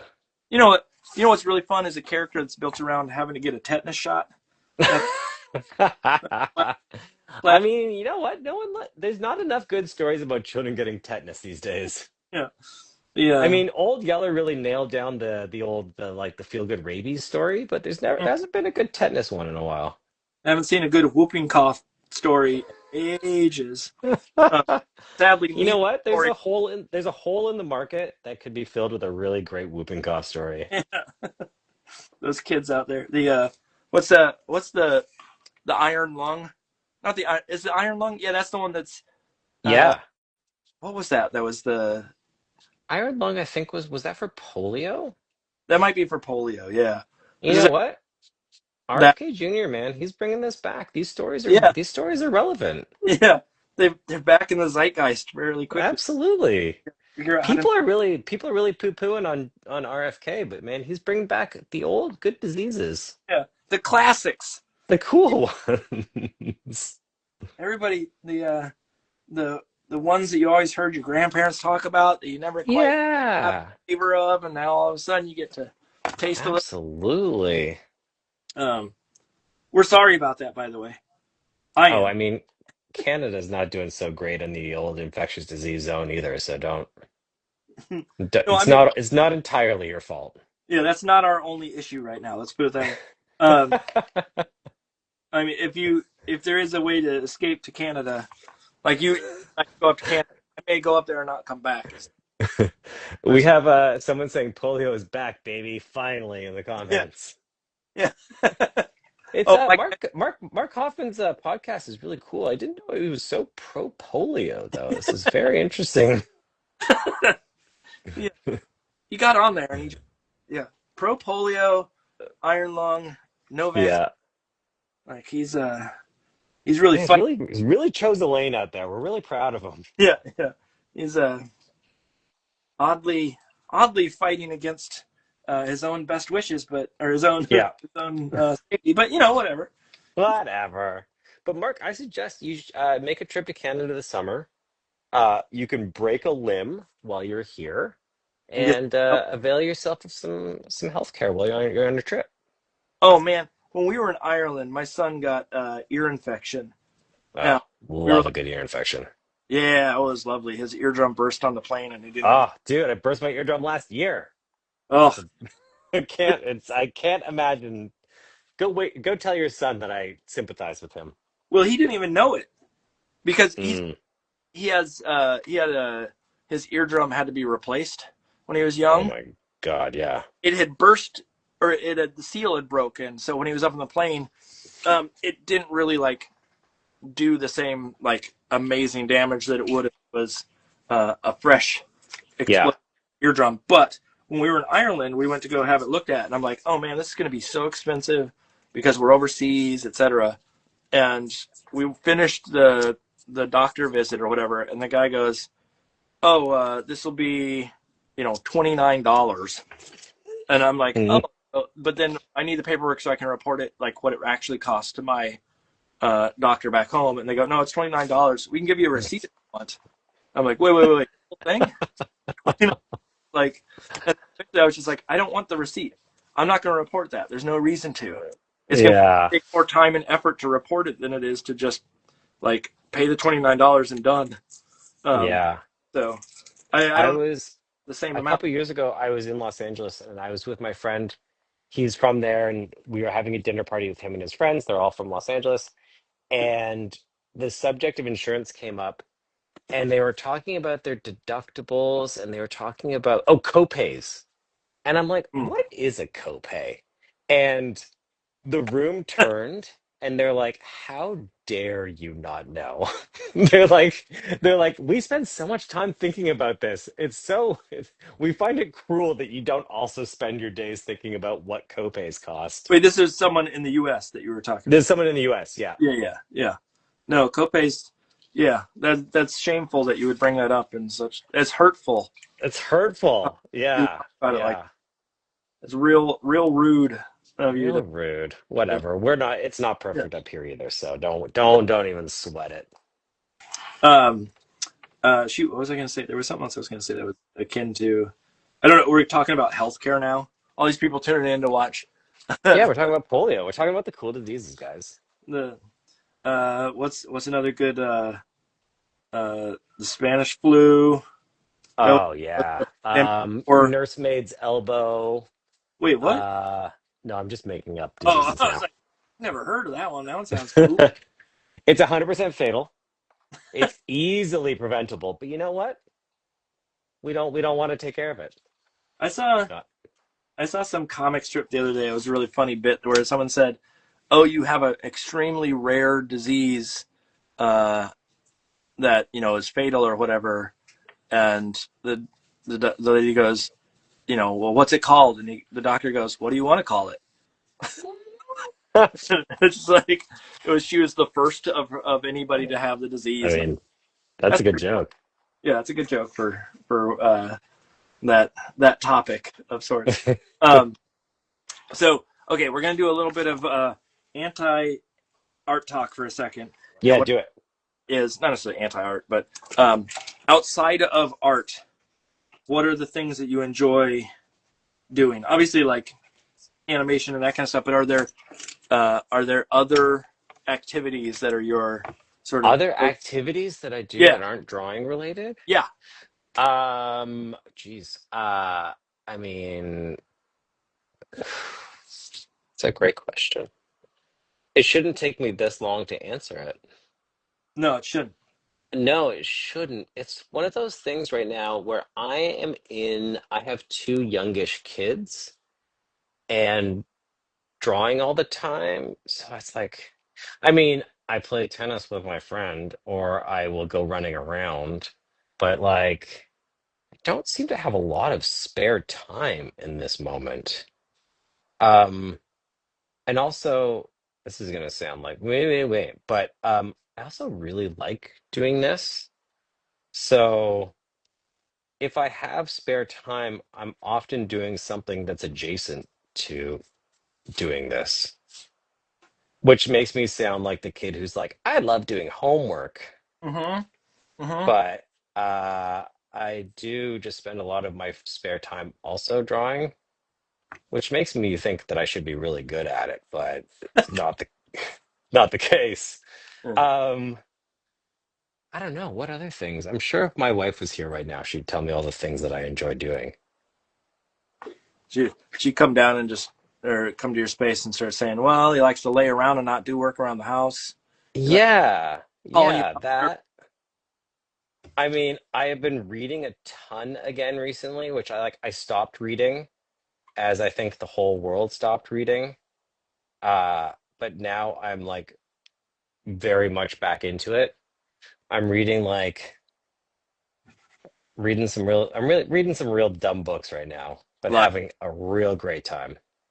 Oh, I'm reading like space opera adventures, like the Expanse series, uh, and yep. I am loving it. And but they are I don't know how nutritious a read they are, but I'm having a great time. That's the one that they made the show after, I assume, right? Yeah, I haven't seen the show. I'm sure it doesn't seem like from reading it, it doesn't seem like the show could be very good. Interesting. I think we watched like an episode or two and kind of gave up on it. Uh, Yeah, it's one of those things where you're like, I'm enjoying reading it, but if I had to describe the plot to another person, I don't think I could make it appetizing in any way. I don't remember even really what it was about. Like, to be honest, I don't remember the plot. Uh, Um, Let me flip this on you, Mark. What are you doing these days? What do you like uh, doing? what do I do? Well, we just watching Love Is Blind. We watch a lot of TV. We watch Okay. we watch a lot of dumb movies. Like the dumber the movie, the better for me. Basically, is what. Well, I see you guys posting some of these dumb movies. Looks like you're having it looks like a very cute time you guys are having over there. I don't like the way you said "cute" in that. Oh, does that Those sound bad? sounded Does, patronizing. No. oh, what is it? What a cute little time you guys are Yeah, having. isn't that sweet? That so innocent that you're there. Just you don't understand the world. Get back and watch your little movies. Oh, just having a fun time with your popcorn and your little dumb movies. I hope that the world crashing around us makes some impact at some point. Um, Well, Mark, I'm just saying you're adding the tone. I meant it. It does seem like you guys are having a nice time over there. yes, no. I'm trying to think of like there isn't a ton. Like we're very homebody type Yeah. people, so there's a lot of watching dumb shows, and I'm trying to think of like for the most part, we've been watching Love Is Blind. We've been watching. I'm trying to think of the other shows that we've been like bad shows like 90 Day Fiance. Uh, Okay. I'm trying to think of all the other odds and ends, but what, Lauren? We do watch good shows too, but I mean we're not bad people. Is what it we're not we're not trash, but um, I enjoy the chaos of bad shows.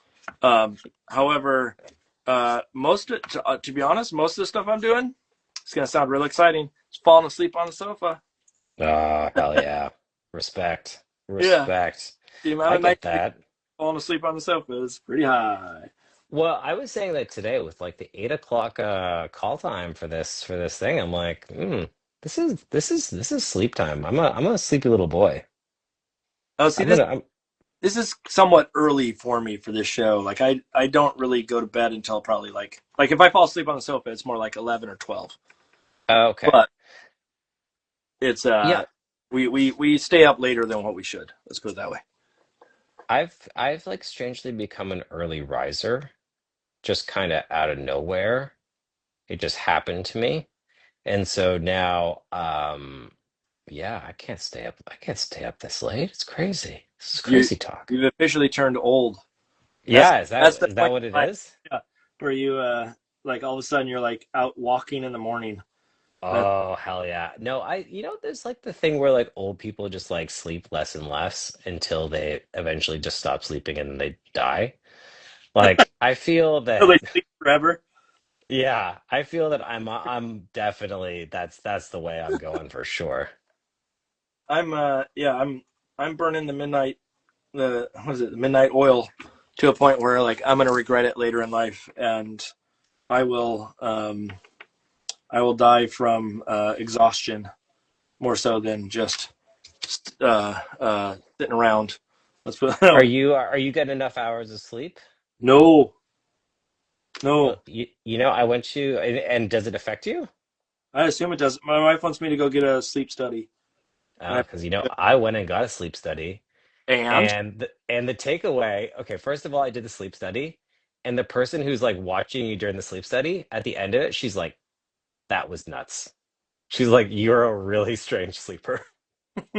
so wait, explain the process to me because I don't quite understand what they do. So you go to what essentially is like a dentist office, but has a bed in it, and then they put 10 million wires on your body and cover you in a goo, And then they're like, night, night.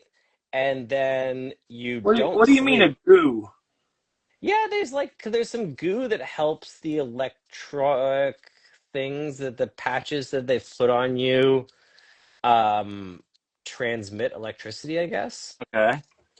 And so, yeah, you get really greased up, and then they put these patches on you, and then they turn off the lights in the dentist's office, and they're like, sweet dreams.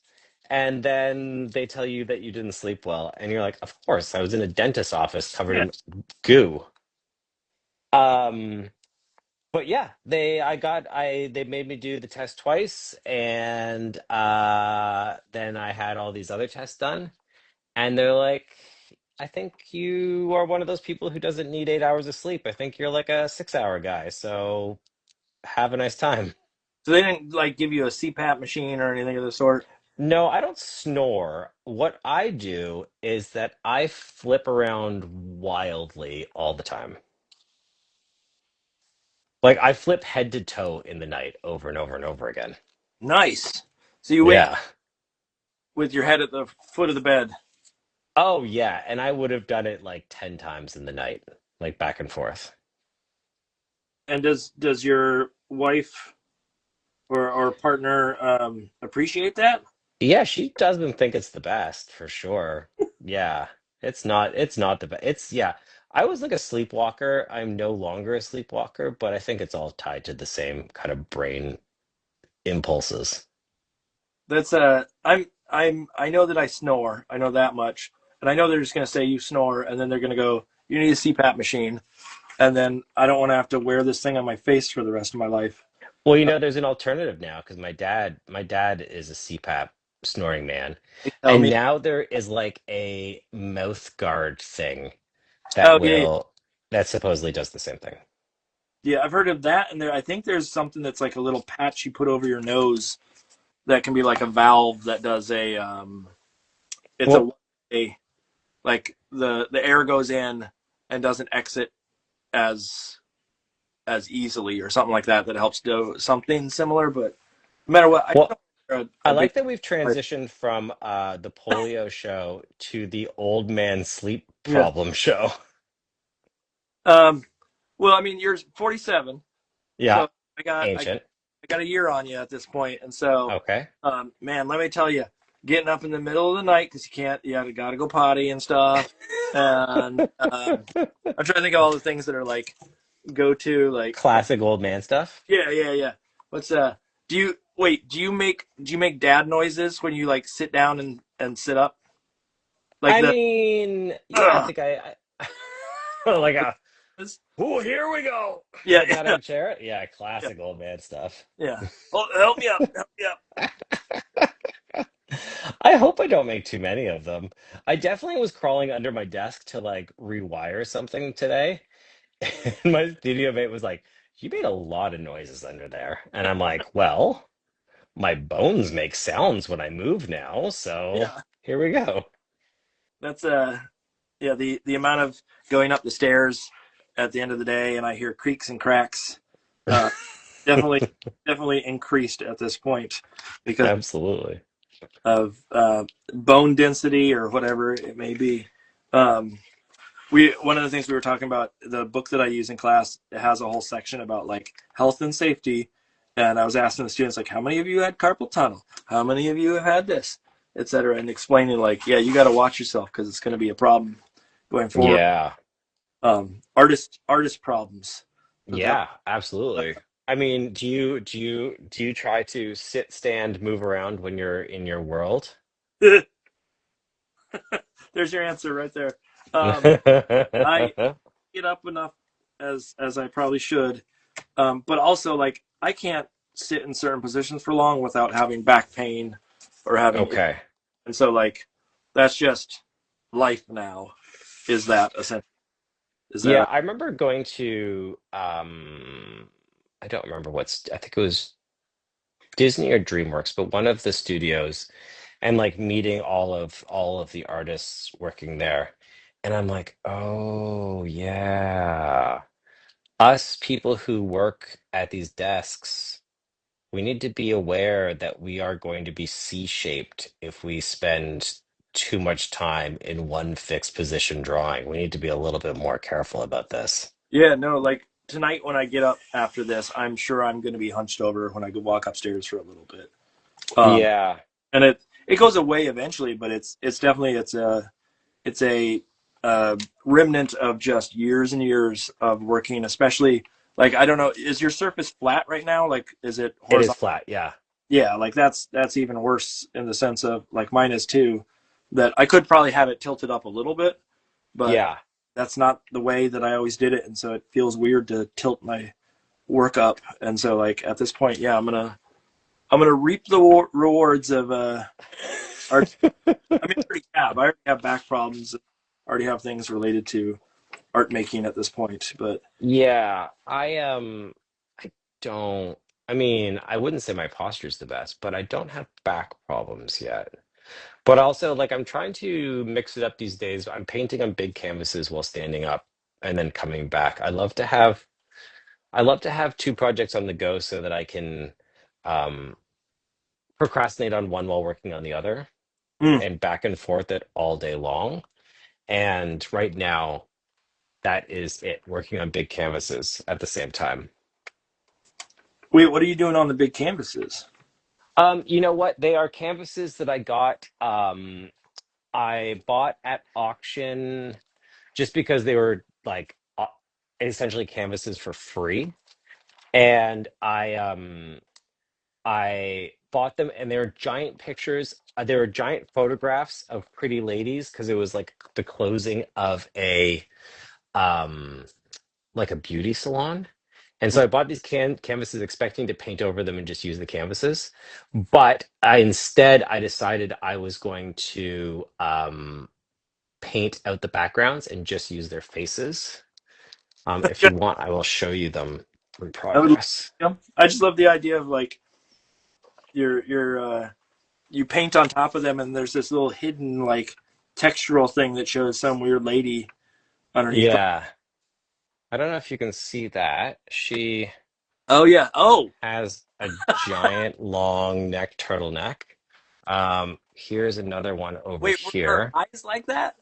Oh no, those are my eyes. Okay, I was gonna say, man, Yeah, I yeah. went for So that these beauty. are, yeah. And so these things are like gigantic. They're like, I don't know, 4 foot by 3 foot. They're very large. But yeah, those are them. Those are fun. I like the hair on top. Yeah, yeah, it's great. There's three of them. I don't know what I'm making them for, other than they're just fun and they get me standing every once in a while.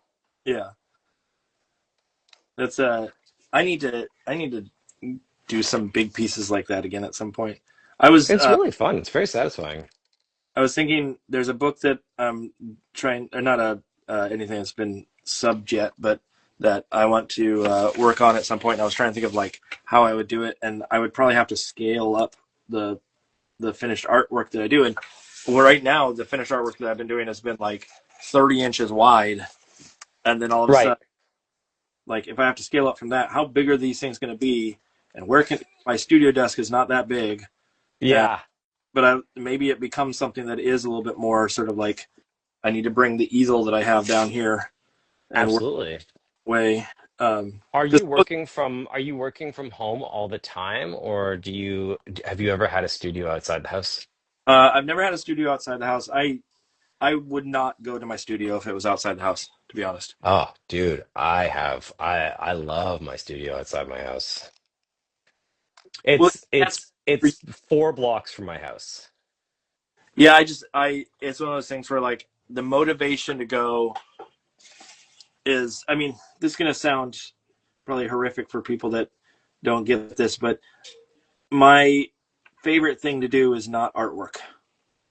Um, and it's not to say that artwork isn't fun, but it's just like it is kind of a job at this point. And so there's part of me that goes like, I don't want to have to trudge somewhere in the snow to get to a place to do work. Uh, Mm, now I do I see. like I like the fact that I'm like down in a basement that's separated from the rest of the house. That is nice. Like I like the idea of a separate studio space, but just the idea of like having to go out into the world, I don't think I would the trek. even if But it. you have to go out into the world. You're hanging out with people in your school environment, right? Yes, yes. So I get to see people on a regular basis because of that school environment. Yeah, see, I wouldn't. If I didn't have this, I mean, I have the one of the things that I actually do enjoy doing, and this is a new thing for me and my friends in my neighborhood, is a lot of sauna life in the winter. Wait, what? Oh, like Like, a sauna. yeah, my friend has a sauna in his backyard, and so we just go and have a nice time. But other than those guys, I mean, I don't think I'm seeing a lot of people in my day-to-day life. If I wasn't coming to the studio, I think I would lose my mind. Okay, I get it. I get it. The the sauna thing. Okay, I have to ask a question. This is a weird question. Is it a Yeah. bunch of naked dudes sitting around? No, no, no. As much as I think it should be, it's not. It's no, it's we're like in like bathing suits. Okay. It's one of those things. Like I understand. Like I teach in an art school. I've seen everything, but it's one of those things where I don't know if I would feel comfortable sitting around with a bunch of people in a Oh, I think we need to get room. over our puritanical roots, you know. We need to I was in Japan recently and they're like they have a big sauna culture. Yes, they And do. it's fully naked all the time. And it's like not a big deal. I have shame. Let's be frank about it. I have shame. I'm not. No, I don't. It's one of those things where just like it is never. Also, I am not someone who enjoys the heat. Oh no? Okay. No, I would much rather have a cold day than a hot day across the board. So like when people are like, "Oh man, I can't wait to go to like the Caribbean because it's so hot down there and I need a hot vacation," like, no, I'll pass. I am well okay with having nothing to do with hot days. I don't like to sweat, and so I it's mean, but you must have so many snow. You like your weather must be similar to Montreal's, where like you must get a lot of snow days. we do. It's I think it's probably a little bit warmer than what you're getting up there, but yeah, there's a lot of snow. And snow was cool when I was younger until I had to like deal with the snow. Like tonight, I think probably starting right about now, it's supposed to snow like 5 inches tonight of like Really? wet, heavy snow. And so like Oh I'm not my God. to deal with that in the morning, but Yeah. at the same time, I would take that any day over like 110 degrees of desert heat. So Yeah, I see what you mean. I see what you mean. We did you got walloped by snow this year, right? yeah, yeah, we got hit pretty hard, Yeah, Toronto broke its 1 day record. which And is it how was much? it was we got I don't know what it is in inches. It was 60 centimeters, which I feel is probably 3 feet of snow. Okay, I was gonna say like how high up on you. Oh, like hip high. Okay, yeah, that's a lot. Yeah.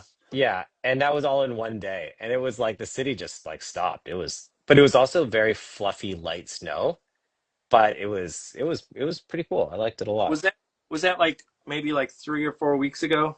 Yeah, yeah, it was. Probably the same thing. We got hit with I think about 2 feet of snow that all fell in one day, which was a ton here. But Yeah.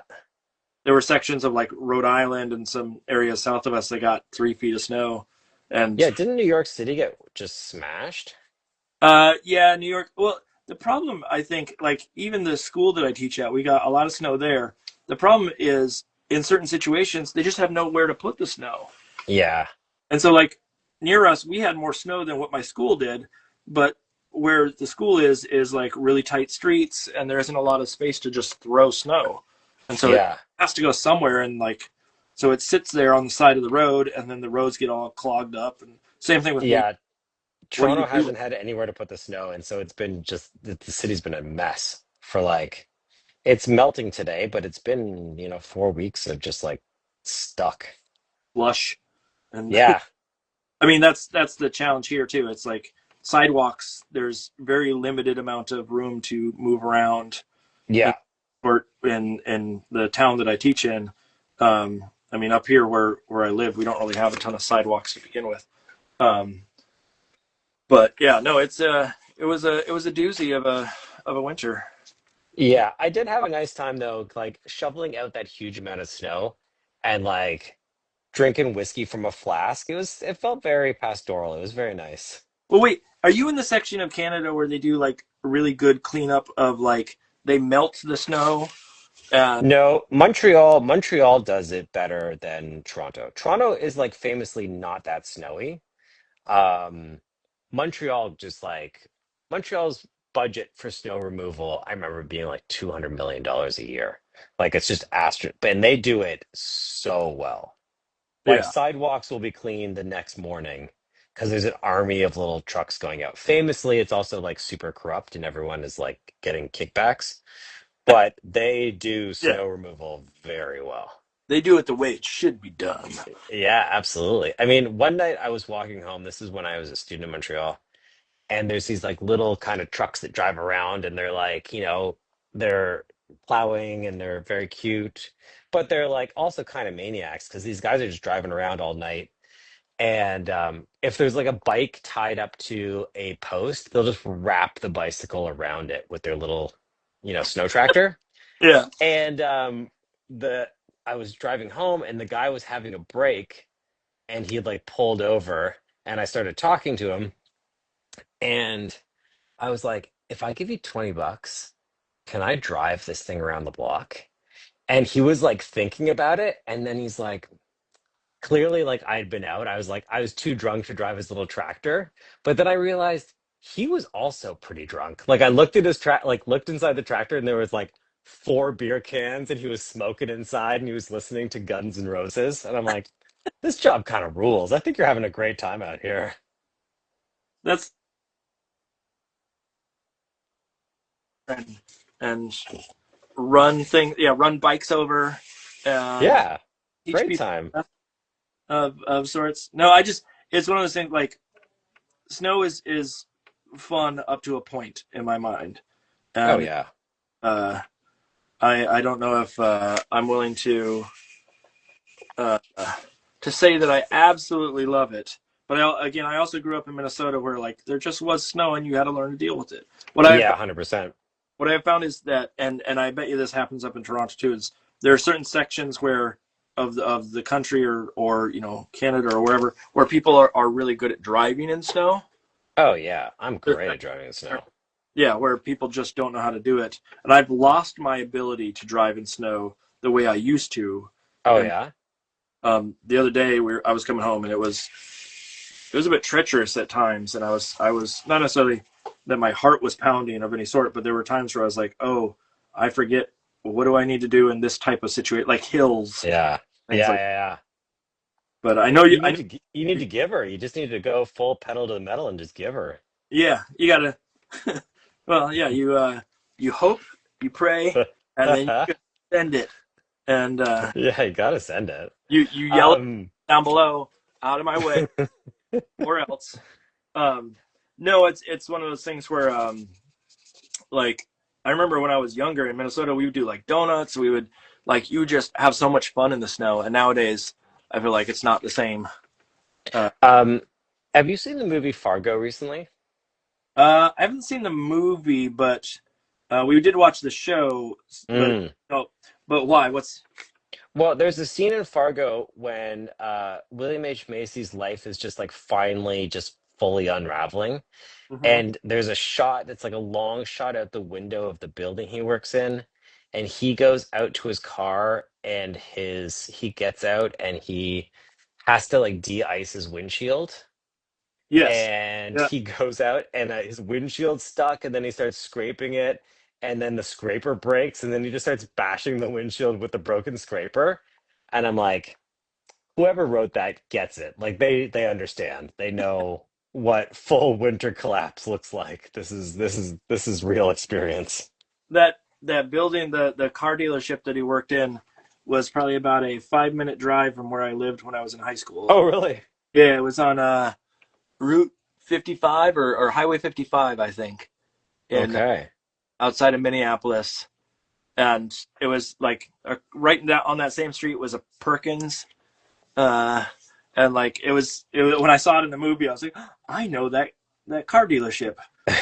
Uh, I could drive by it the other day when we were in Minnesota, but I don't think anybody would have enjoyed it as much as I did. That like, oh, this is from Fargo. My son would have been like, what are we talking about? He's never seen it, of course. Um, Well, I point out places from the kids in the hall when I'm driving across Toronto. I'm like, oh, that's the dry cleaner from that one sketch. yeah, that's the steps the guy with the concrete shoes tried to walk up. Oh, dude, Monsieur Pierre Loup, that's yeah, absolutely Um, classic. I know I walk up those steps pretty often. I know exactly where those are. oh, really? Yeah, for sure. I feel like there was some other sketch that was on that show that used to be like an absolute love of mine. I mean, the kid with the backpack that goes into the store and is Oh, Gavin, yeah, absolutely. is wonderful. But there was one other one that was like up there for me.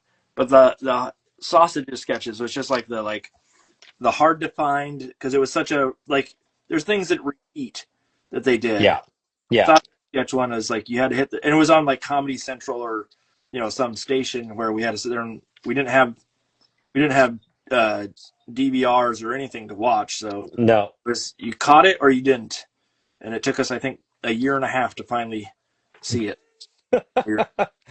but it's worth it. It is just that sausage. So, Mark, how many books do you have that you're working on? Like, what's coming up for you?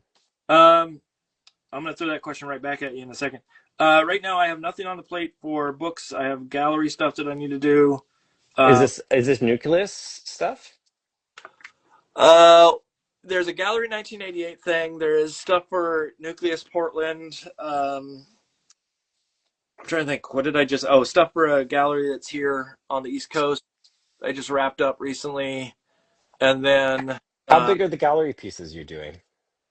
uh, do I have? I don't think I have anything on me right now. Um, the most of them are like small, like uh, maybe like 12 inches by 12 inches, like tiny Okay. like that. But Yeah. the 88 one, it's a Star Trek show, and I might Okay. a little bit bigger for that. But the problem is they sell prints more than they sell originals, and Mm, I want to do something that's more an original than a print. And so I'm trying to work yeah. what the options are there. Um, but eventually I'll figure it out, and it will.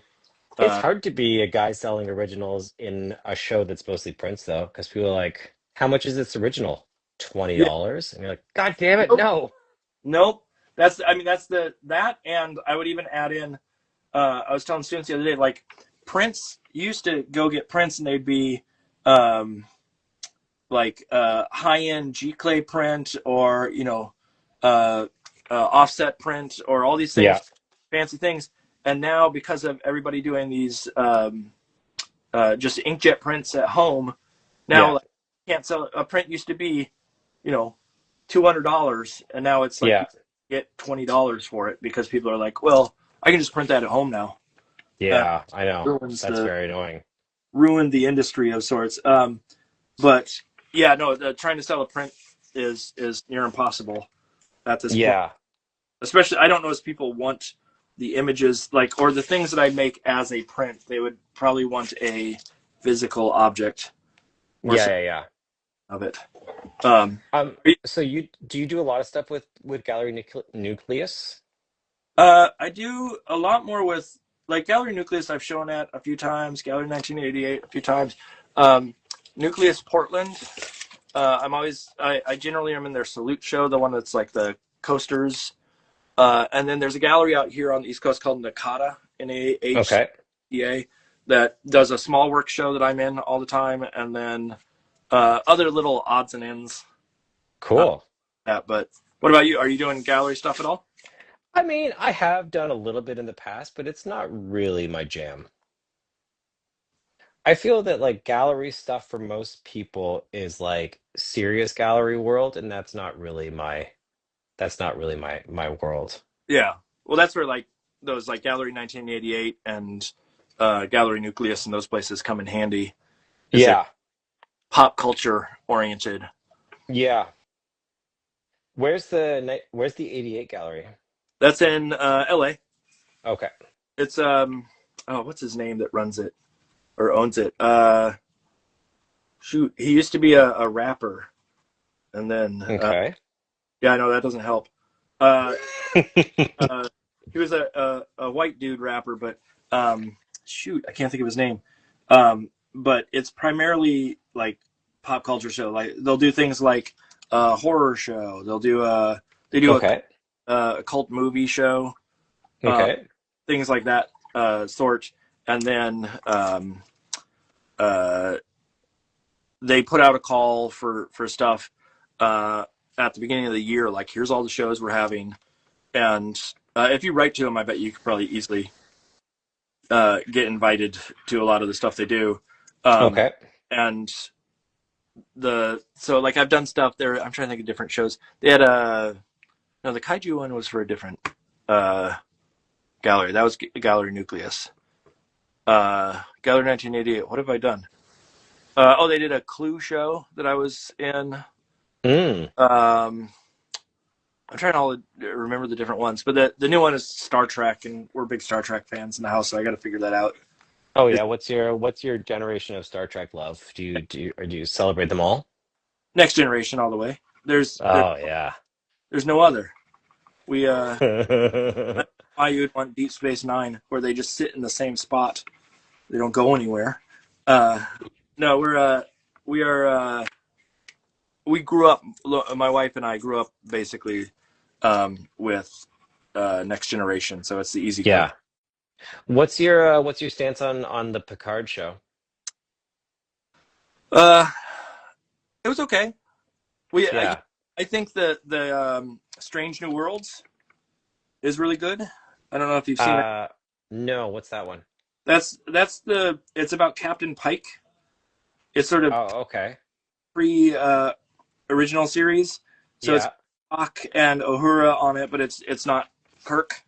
Although Kirk is Okay. on it, there's a character playing Kirk and there's a character playing Kirk's brother.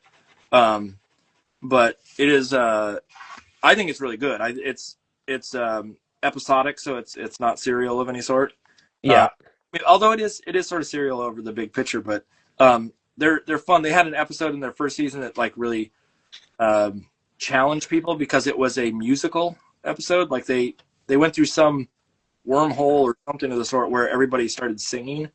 God, I don't like the Some, sound of that. some people didn't like it. I kind of dug it. I thought it was kind of fun as an idea. I just always feel that when a podcast is like, "Hey, here's our musical episode," I'm like, "Who wants this? Who's asking for this?" I don't know. Seeing Spock sing is kind of funny to me. I But guess. there's no. It's a fun show, and there's some pretty good actors on it and whatnot. And so um, I think Patton Oswalt was on it at some point, Okay. etc. But I um, want that for him. yeah. No, it's perfect for him in that sense. But no, I'm not sold on a lot of the others at this point. I'm sure there's lovely other Star Trek shows out there, but I need my Picard, I need my Kirk, I need my Riker, etc. Yeah. I my wife and I, we're not people who fight a lot, and but once we were in a I Value like Village. that up. Yeah, Yeah, good yeah. setup. Do you guys have Value Village there? Like, like a giant thrift store?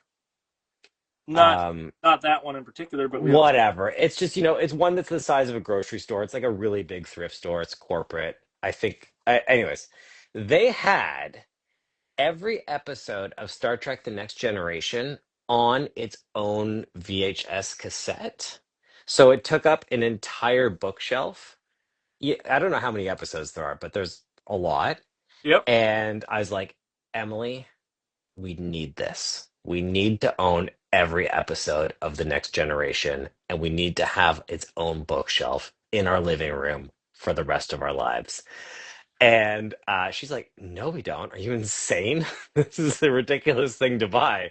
Because like we would have had to make several trips in a car. Like it would have been a very elaborate thing, and it probably would have cost a lot of money. Like they were selling them for like, you know, $10 each or $5 each or whatever. It would have Yeah. cost a couple $100. And I still look back and I'm like, she was wrong. I really should have dug in my heels and been like, we need this. This is important. That's where you move in your studio there, and behind you is the whole set that you see, and you don't want to tell anybody. Yeah, and I ran into while we were having this argument in the store, I ran into a friend of ours and we were nowhere near our house. She's like, "Oh, hi James. I haven't seen you in a long." I'm like, "I'm sorry, I'm in the middle of a really important fight right now. I really need to win this. I will see you later." Like, real quick. Picard or yeah. If you had to pick, you only get to pick 3 tapes of Next Generation. Which episodes are you picking? No, Oh. Yeah, well, which ones would you pick? you would pick probably the what is it, Tor? No, I'm trying to think of her name. The one where Data has a kid. Oh, yeah. Yeah. And then you probably have to pick a. I was gonna say a Q episode, but I don't think you have to pick a Q episode. There's one where the characters fall through the floor. They get warped through the floor, and there's characters that die because they're like halfway stuck between. Oh, yeah, that's a good one. That's a good one. I gotta pick the one where they're all addicted to the video game. Oh, that's a great one. Yes, Yeah, I love that episode. that or Also, the one where where they're putting earwigs in their ears. Do you remember the ones where they're putting like the weird beetles in their ears and they control your brain? wait, is that not the video game? No, the video game one is a headset they wear. Yeah. That's a headset, and that's a Wesley Crusher episode. Yes. He saves the day. Oh, You guys are talking my language. Lauren's coming down here. Yeah, Lauren's in. She's in. Yeah, she's all in. She knows when to join the party. Okay, the earwig episode, Lauren. Oh my god, that's the first one I ever saw, and I was scared. What? It was pretty gross. That must have been an early season then. It was. So we've seen it. I just don't remember. It was like it was like a gross little like purple thing. Was that the one you're talking about? Like Yeah, and Lauren, doesn't it take over their brain or something? yeah, and you could only tell because there Oh, was and you could see it wiggling in their neck. Like like their neck would bulge. horn thing sticking out the back of their neck. Yeah, that's the one. Like all these admirals and people like invite Oh yeah, that's right. That's right. and like they're eating Oh. these like wormy things. I do remember it now. Yes. Okay. I remember like, it. that show is scary. That's the good show. Yeah. Yeah. But here's what I brought. What'd you bring? Oh, yes, my wife brought down these. I've shown these on here, I think, before. And then our favorite one. too. Yes, our favorite one. So we have Star Trek cards here. And so, like, if you want a card that has the warp propulsion system for the Next Generation, here's a card, and it explains. They ran out of things to put Yes. on the cards. So, like, there are cards. Oh, I love it. Three-dimensional chess, and ship access corridors, and Yeah. turbo lifts, and phase and whatnot. Holodecks. So there's like, Romulan Warbird. But our favorite one ever is this one that's the USS Enterprise ship signage. Signage, like wayfinding? So just like, here's the emergency turbo something or It's just other. a picture of And it's Oh, So the words. they did not have a ton to go on for these. oh, that's adorable. But I forget where we got. I'm gonna make Did I get magnet these out of for that. you? Yeah, you did. Oh, this How better to say I love you than some Star Trek The Next Generation Yeah. cards. we went to some like weird flea market antique place or something like that, and they had collections of cards, like what do you call those? Trading cards. Trading cards. Thank you. And they had Harry and the Henderson cards. Yeah, Like- I've seen those. Yeah, we have one. That looks good. We have one of those sitting up on our fridge that we turn into a magnet.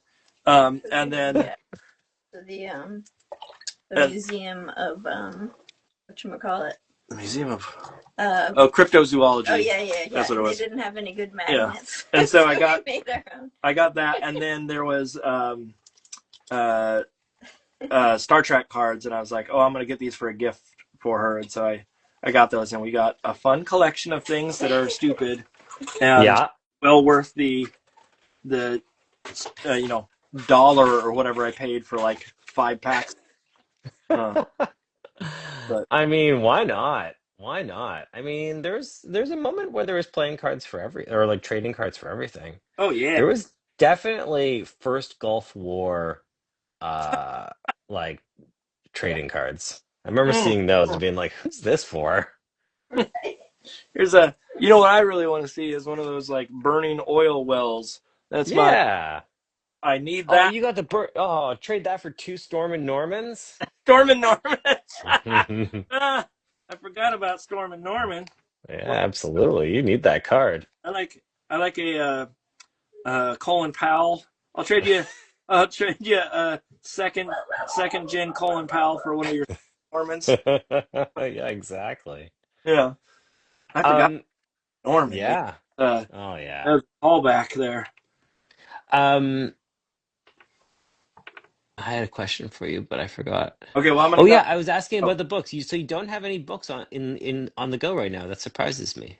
no, it's the the market itself for me. Like I am someone who I think um, one I've been trying to write more, and so hopefully I'll get one of those to go through. But um, the the slowdown in the market definitely has hit me.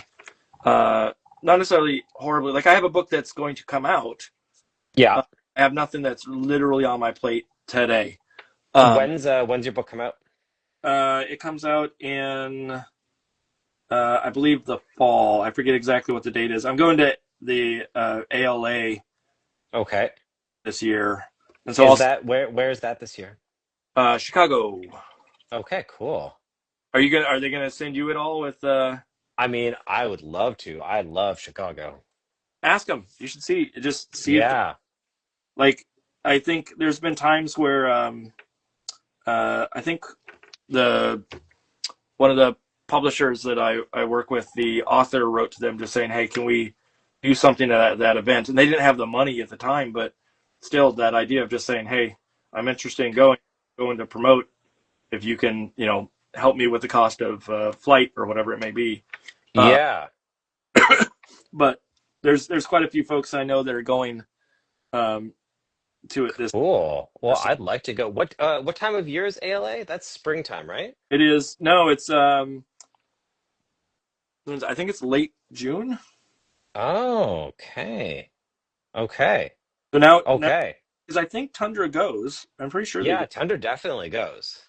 And so I would put out a Okay, I'll ask him. That's great. I mean, I any excuse to go to Chicago is I have a lot of fun in Chicago.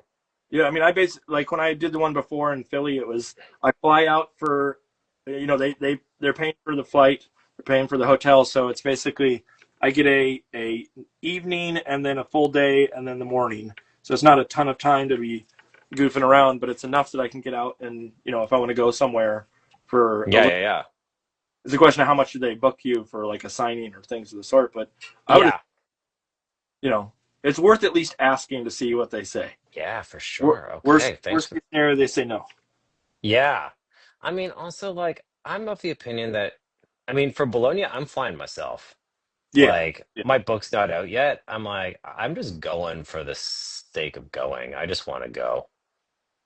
I want Well, to see what this world's like. And I'm gonna go cheaply and have a nice time, but I'm just gonna go. I am jealous of going to that. I said you have a place to stay and everything. Yeah, I've got a place to stay. We've rented a place. Okay. But I mean, we're not I'm not living it up. Yeah, yeah. It's like a B&B or something, Yeah, it's a B&B. or an Air. You should come. That's what I meant to say. Not a B&B, but an Airbnb. Oh, Uh, an Airbnb? yeah.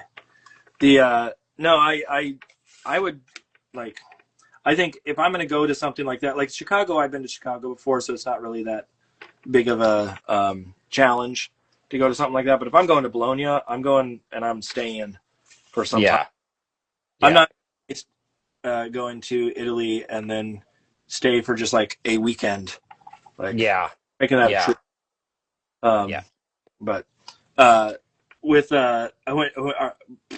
What was I gonna say? When you go, are you staying for a long time, or are you? I'm gonna stay for I think about a week or 8 days. Okay, yeah. So enough that enough you get to enjoy.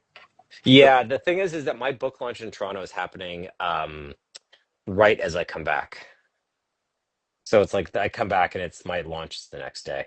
mm. And we're trying to we're trying to throw a big bash.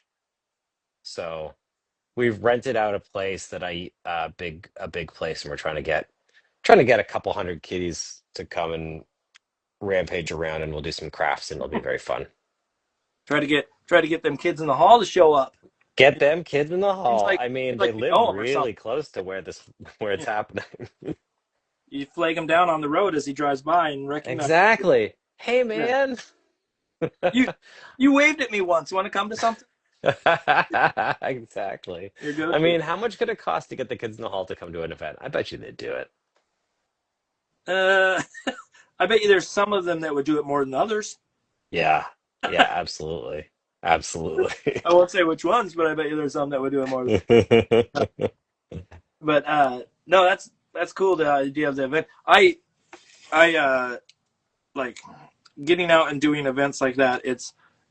I think you have ownership so much more over this project than what some of the stuff that I have done in the past. Like I always have this hesitation of like I know someone else wrote it, and it always feels to me like it's not fully mine. Um, I think but that's also unfair. I think that oh, it's totally yeah. illustrators are doing a lot of the book writing in the dummy making. I think that we get an unfair split of both royalties and advances, but also of credit in this world. Yeah, no, I think it's totally the wrong mindset, and I know that it is essentially my book as much as it is the writer's, but there is some weird like block in my head that just says this is not yours, or you can't talk about it in the same way, and so I'm Yeah. always a little hesitant to go out there for a book that I did not write. Doesn't mean I don't do it, but Yeah. it's a bit of a challenge mentally to get past that block. You know what I think is really cool? At Milkwood, they have a wonderful, wonderful kids book library there, and it's all organized by illustrator, not writer. And I'm Mm. like, yeah, that's the way. That's the way. Well, we have our library here of stuff. And it's by author. And there was part of me thinking like, oh, it needs to be illustrator. But then if you're searching for, I forget what, there was some reason why we chose it to do it that way. But I know that that was a question at one point of like, how do we want to partition this to make sure that we understand like how to find what we need. Yeah. Yeah. But there was some reason why we edged away from it in general. Um, But so how many of these Gab and Doodles do you do in a year? I'm gonna estimate about 50. Okay. Wow, that's a lot. Why? I just think it's just it must be a lot of your time being taken up organizing it. My wife helps with quite a bit of it. My wife helps with the like asking people side of, Okay. and then I do the ads and all that kind of stuff that go with it. But um, for the most part, it takes up some time. Yeah. But it's always fun. Like, admittedly, like I've said this on here before. Every time I start one of these, I'm always hesitant of like, oh man, I'm gonna be I'm gonna be wiped out by the end of the night, and like I teach generally on a Thursday, so it's extra tiring to come home. Yeah. I gotta hop Yeah. on. Then by the end of the night, I'm like, that was fun and Yeah. totally worth it. And so like there's less of a um, challenge with it when I'm in the zone.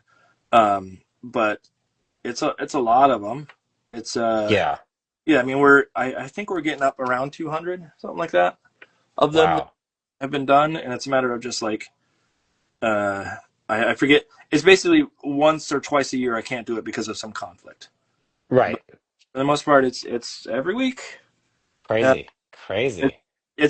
this is the equivalent of like a way to talk to community. And Yeah, no, it's really nice. as much as I think that like crit groups are fun and whatnot, there's the idea of meeting new people. Like we've been a fan of yours for so long, and the idea of like, you know, when else are we going to run into each other on the regular? And so this is the opportunity to sit down and have those conversations and be Yeah. silly or do whatever we want to chat with people. Absolutely. Do you, well, now we can meet up in Chicago. Yeah, I mean, assuming that you can get them to. Well, I guess you could just go. Actually, I don't know if you can get into the ALA um, without being a with a. Right. I don't know. You'd have to check on that, and I'm pretty sure that Tundra shows there, but because it's a They definitely did at the last one. okay, I was gonna say because they're Canadian, I wonder if there was some like that they don't because it's No, American. they definitely do. Okay, They were, because last year they were like out there with a Matthew Burgess book and Doug Salati, and I know that they were out pounding the pavement there. okay. So that then yeah, then you should be yeah put a little stinky earworm in their ear that says Absolutely, a little earwig in their ear. yeah, and then Um, have you oh, had go ahead. Matthew Cordell on this Yeah, on your chat? yes, maybe I'm gonna say a year, maybe a year and a half ago, something like that. Okay. He seems like a lovely dude. He's a Chicago guy. Yeah, he and one of the guys that tuned in, I forget what they said, Mike Petrick, who's also Okay, yeah, I think he's in the same crit group as Cordell that are out there in Chicago. And so if I have time, I'm going to reach out to those folks and just say, hey, let's grab a drink or a coffee or something like that. absolutely. Um, What better city to do it in? well, there's Boston and New York. Uh, I mean, but uh, Chicago does have no, what was it called? Carnival food? Carnival food? I think that's what they called it. But it well, was like restaurants that just served like hot dogs and hamburgers and French fries. oh yeah, I think they called it carnival food. And I was like, oh, I like that. yeah, they do have like you can go get uh, not sausages and there's things that are like they're sort of bread and butter uh, items for Chicago that will be Yeah. Yeah, worth. yeah. I I mean I've been to Chicago ages and ages ago, but haven't been in probably 30 years at Oh, this. really? I was there a year and a half ago to see a friend, and I loved it. I'd never been before. It is great. The yeah no I'm trying maybe it was even more maybe it's been 40 years since I've been there. I used to have relatives that lived in the area, and so we used to go every once in a while go visit them. But no, I have it might I don't even know if I have that much time while I'm there to go do things because I think the publisher is going to be sending us to like some. They said something about a dinner with the reviewers or librarians or something like that. It's like it doesn't necessarily sound like the most exciting thing that I want to do, but at the You're gonna same, have to be extra charming, Mark. yeah, You have to that be on your best behavior. I don't know if that'll happen, but we'll try. I will. I'll try to play it cool. Try to play it cool. Don't talk about polio the whole time. Yeah, I'm gonna try to blow things up a little with my explosive devices. Absolutely. Okay, so I'm gonna go back because you asked me and I forgot, or I didn't get a chance to ask you. What is on your plate? What's Um, your so I am doing the dummy of Billy 2 right now. okay? I have finished the dummy of my own book, which is called Snow Pants. It's about a cat named Snow Pants. And and then I have coming up after that, I have a book with Scott Rothman, which is about a dog who catches a car and the adventures they go on afterwards. Okay. Tentatively called Dog Catches Car, but name could change. When you say a dog catches a car, what do you mean by catching a car? Like they? Like a dog chasing a car, and then, but he actually finally catches it, and then they go on kind of like a romantic adventure. Romantic is too much. They go on an adventure together and have a lovely time together. Yeah, romantic. What are we talking about here? Well, I mean, there's some hand holding, I think. Some Um, smooching. Some yeah, some you maybe know. some light smooching. No, but I had read a book by Scott that I really liked, and I saw that he had published a book with Tundra as well. And I wrote him a message on Instagram being like, oh, I really like that book I read. If you ever have a project in mind that you think could use my drawings, let me know. And he wrote back that day and he's like, I've got one right now. And he sent me the manuscript for it.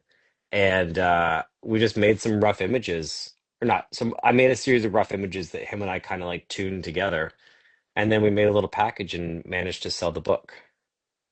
Man, that's like not necessarily the most common way for books to be done now because the like separation. Yeah, I think that that has been my lucky ticket has been so far has been to like hang out with cool writers and kind of because like with the Billy books, Jose and I kind of were sold as a package Yeah, to being like, here's two guys, here's the thing. And so we were like sold as a group, which I think is pretty uncommon. yeah, no, that is at least in my experience is a fairly uncommon sort of treatment. But that's cool. The idea of like the the fact that you get to know the person before you actually essentially go do work with them. Yeah. And the other nice thing is that like when he gives me the manuscript and I can ask him like, how married are you to this part? And he would say, I don't know, well, you got an idea? And I'd be like, yeah, what if instead of this, like, or like, what if we cut out this text and we just show it with images instead? And he's been, I mean, we've been friends for a really long time. He's been cool with all my ideas and he pushes back on some drawings and we do some like alterations together. It's been really fun. That's pretty awesome. The like I've worked on stuff with authors now where I have, I know the author because we previously worked on a project, and that allows that sort of flexibility of like, oh, I don't have to go through the publisher to ask these questions or to try, Yes. Yeah. which definitely helps, but Yeah. it's not a a perfect arrangement because it's the person is not next door to me, but it sounds like a lot of the folks that you know are literally like around the corner. Yeah, that has been a very and also that's been very I wouldn't say accidental, but the for in my in this moment, it's been very nice. I'm not sure it's going to work this way with all the other books because people are not always going to live in my neighborhood. But Yeah. I'm looking forward to making more to writing more books as well. Is there uh, with the idea of sort of going out there with agent and what I'm sorry, what it's Rosemary. Yeah, Rosemary Stamala, that's right. Uh, Going out there with the agent has that been sort of an interesting play just because of animation doesn't necessarily always have agents involved with Yeah. you found the agent in a Yeah. It's been great. I've had animations before for some animation things, and they've definitely been very different than this. Um, Rosemary is someone who has been doing this for a while, and definitely people, um, as one person, one editor told me, she's like, yeah, when I get an email from Rosemary, I'm always gonna open it. Like she's definitely she's earned known. her spot. She's known and she's really well respected. Yep. And when she really goes to bat for her people, um, they she seems to win. So I really like that. How did you get in touch with her? Like how did that happen? So I had when I first had my manuscript for Billy, when Jose had the manuscript done and I had done the test art, I took it to a friend of mine in Los Angeles who is a his name is Peter Hannon and he is an animation producer and amazing artist and musician and him and I had worked on some projects for PBS and I know that he had done picture books before and so I asked if I could show it to him and just get some advice and he really liked it and he said, oh, you should show this to my agent Rosemary. She's not taking clients right now, um or she's not taking clients anymore, but you should show it to her. She gives very direct advice. So he's like, just be ready for direct advice. Okay. And so I was like, okay. And so we sent it to her and she wrote back either that day or the next day and she's like, I want to talk to you right now. And we're like, okay. And so we talked to her and she's like, I want to sell this book. And we're like, we also want you to sell this book. and and so that was our start with her, and we are very devoted. She's wonderful. That's awesome. It's always fascinating to me the again how people find their agents, and how irregular it is. Yeah, yeah, As much as the query thing and whatnot makes sense for a lot of folks, there's plenty of moments that I've heard of people just, again, bumping into someone that knows someone who happens to have a friend who happens to have an agent yeah, who is, married to, and then all of a sudden you got an agent. Uh, yeah, and to me, it's super cool that that is a possibility, or that is feasible to have that sort of thing happen, uh, yeah, in this industry. With yeah. with Rosemary, is it something that I don't? Where's Stimolo located? I'm trying to remember. She is from New York City and was there forever, but now she is in Martha's Vineyard. Okay, I was gonna say I know it. I looked it up at some point. There's a lot of folks that I know that have been associated with Stimola. A lot of folks with uh, oh, I'm drawing a blank on her name right now. Oh, with Erica Silverman? Yes. Yeah, yeah, yeah. Yeah. Um, but you got the original. I got the original. Yeah, absolutely. Yeah, absolutely. I have spoken with Erica as well. I hope to meet her. She seems great as well. Yeah, there's like when we do these ads for like, hey, here's the episode that's coming up, etc. We always try to send it to the agent so they promote. And for the most part, I've not sent it to Rosemary before, but with Erica has always been very very good about promoting it. Yeah. Yeah, yeah, yeah. Yeah, Other folks absolutely. get to see it and uh, you know learn about said show. Yeah, Erica now represents my friend Eliza that I've been talking about, and she's great. I think she also represents, I think, Matthew Burgess as well. what was it? So, Matthew Burgess. There was somebody we're having coming up that Matthew Burgess was the author of the book that they illustrate. I'm trying to remember who it was. Anyway, I was going to say, I want to give you a heads up. We got about 9 minutes before it's going to cut us off, okay. just for your knowledge. Okay. It cuts you But off after 4 hours? 4 hours. That's That's it. They're like, enough of yeah. this live streaming. We've heard enough from him. He's on here every.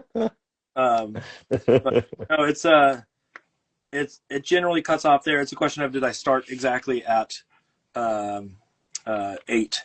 But Yeah, it's I think you were there. yeah, I think it was. So just giving you a heads up. Yeah. I'm trying to rush through and get this sort of finished before that point. I got. Oh, I need to talk about next week. So next week, just so everybody knows, before uh, it cuts us off, Yas Imamura, who did Love in the Library, The Gravity Tree, a bunch of really beautiful books, is going to be on. Just so if you get a chance, tune in. They're beautiful, and the yeah, go look at that monthly. I like how you stole my idea and are Yeah. just I didn't want to bring it up before, but I was at a certain uh, no this is the reason how I talked about like that testing of odds, Hmm. like that sort of that thing, but I did patchwork last time and I wanted or not patchwork, but I did tiles on something and I wanted to make sure that I got the tiles more correct this time, and so I got tiles in there and I just made a big mistake that I'm gonna have to try to cover up here with color that bled on me. That yeah, don't laugh about that. How dare you? Yeah, I must have gotten my hand in it of some sort.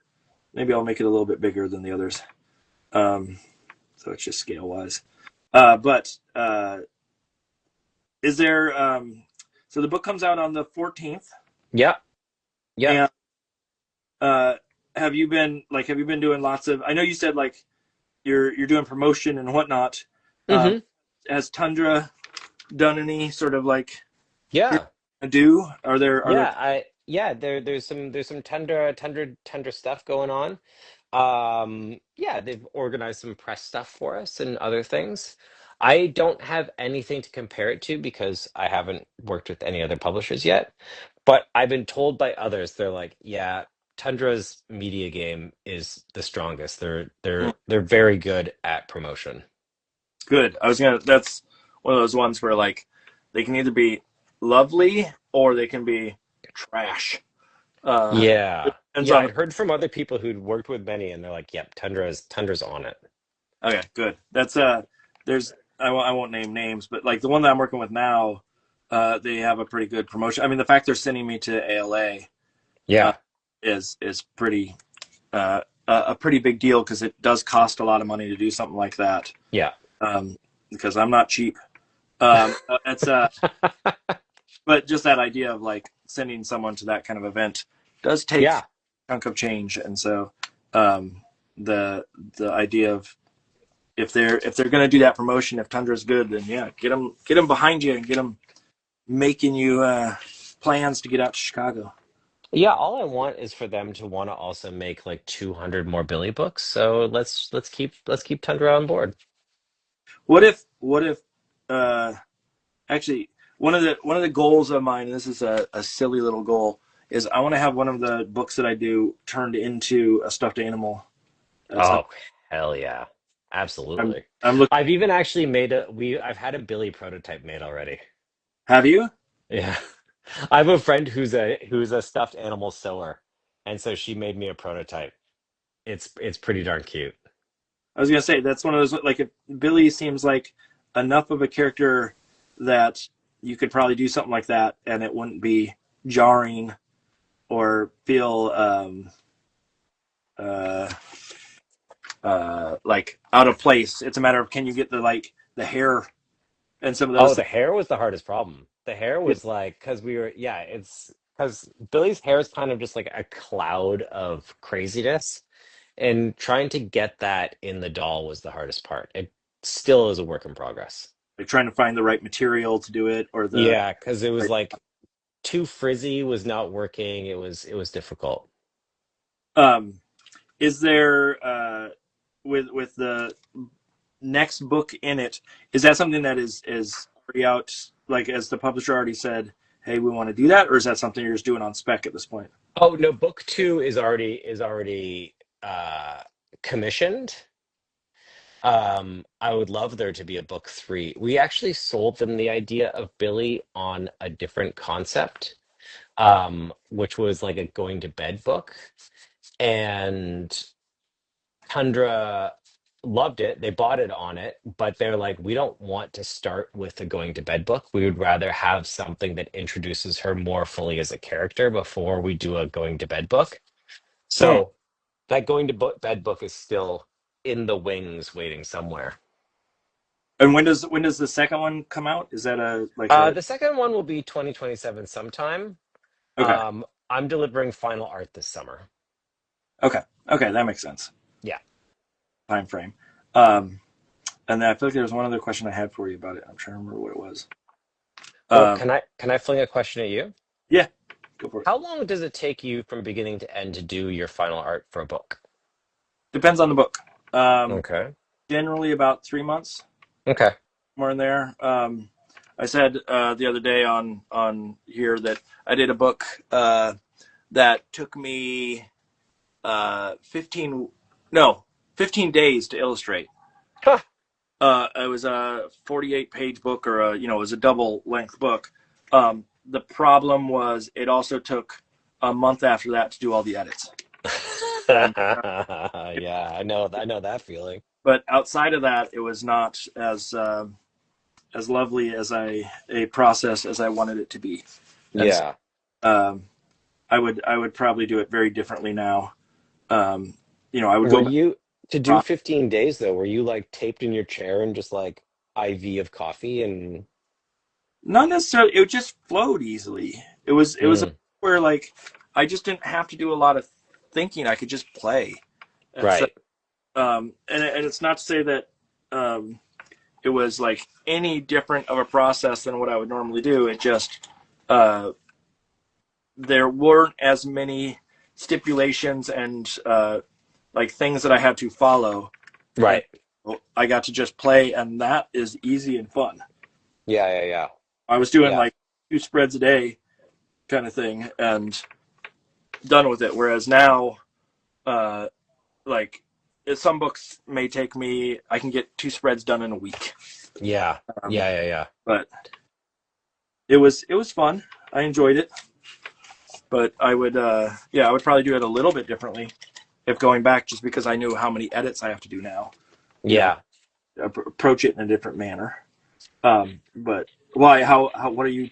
Yeah. 3 What are you? months is kind of what I'm aiming for. Okay. Yeah. No. 3 Yeah. months is. I mean, some of it is they give you a certain amount of time sometimes and say like this is how much time you have. Yeah. And generally after all the sketches and that kind of stuff, 3 months tends to be the time frame that I end up with. Yeah. So. Mark, we're about to hit the moment. I think we're going to get cut off Yes. shortly. Yes. Okay. I'm gonna switch back to my face. Okay. Hey! It's gonna cut us off. It's gonna cut us off any second. Okay. No, no. It's been fun. This has been lovely. It's I been so nice. Thank you, will Mark. be in touch. Holler if that package doesn't show up. Oh, I will. I Okay. will. Have a nice time. Thank you for everything. Yes, thank you. And I will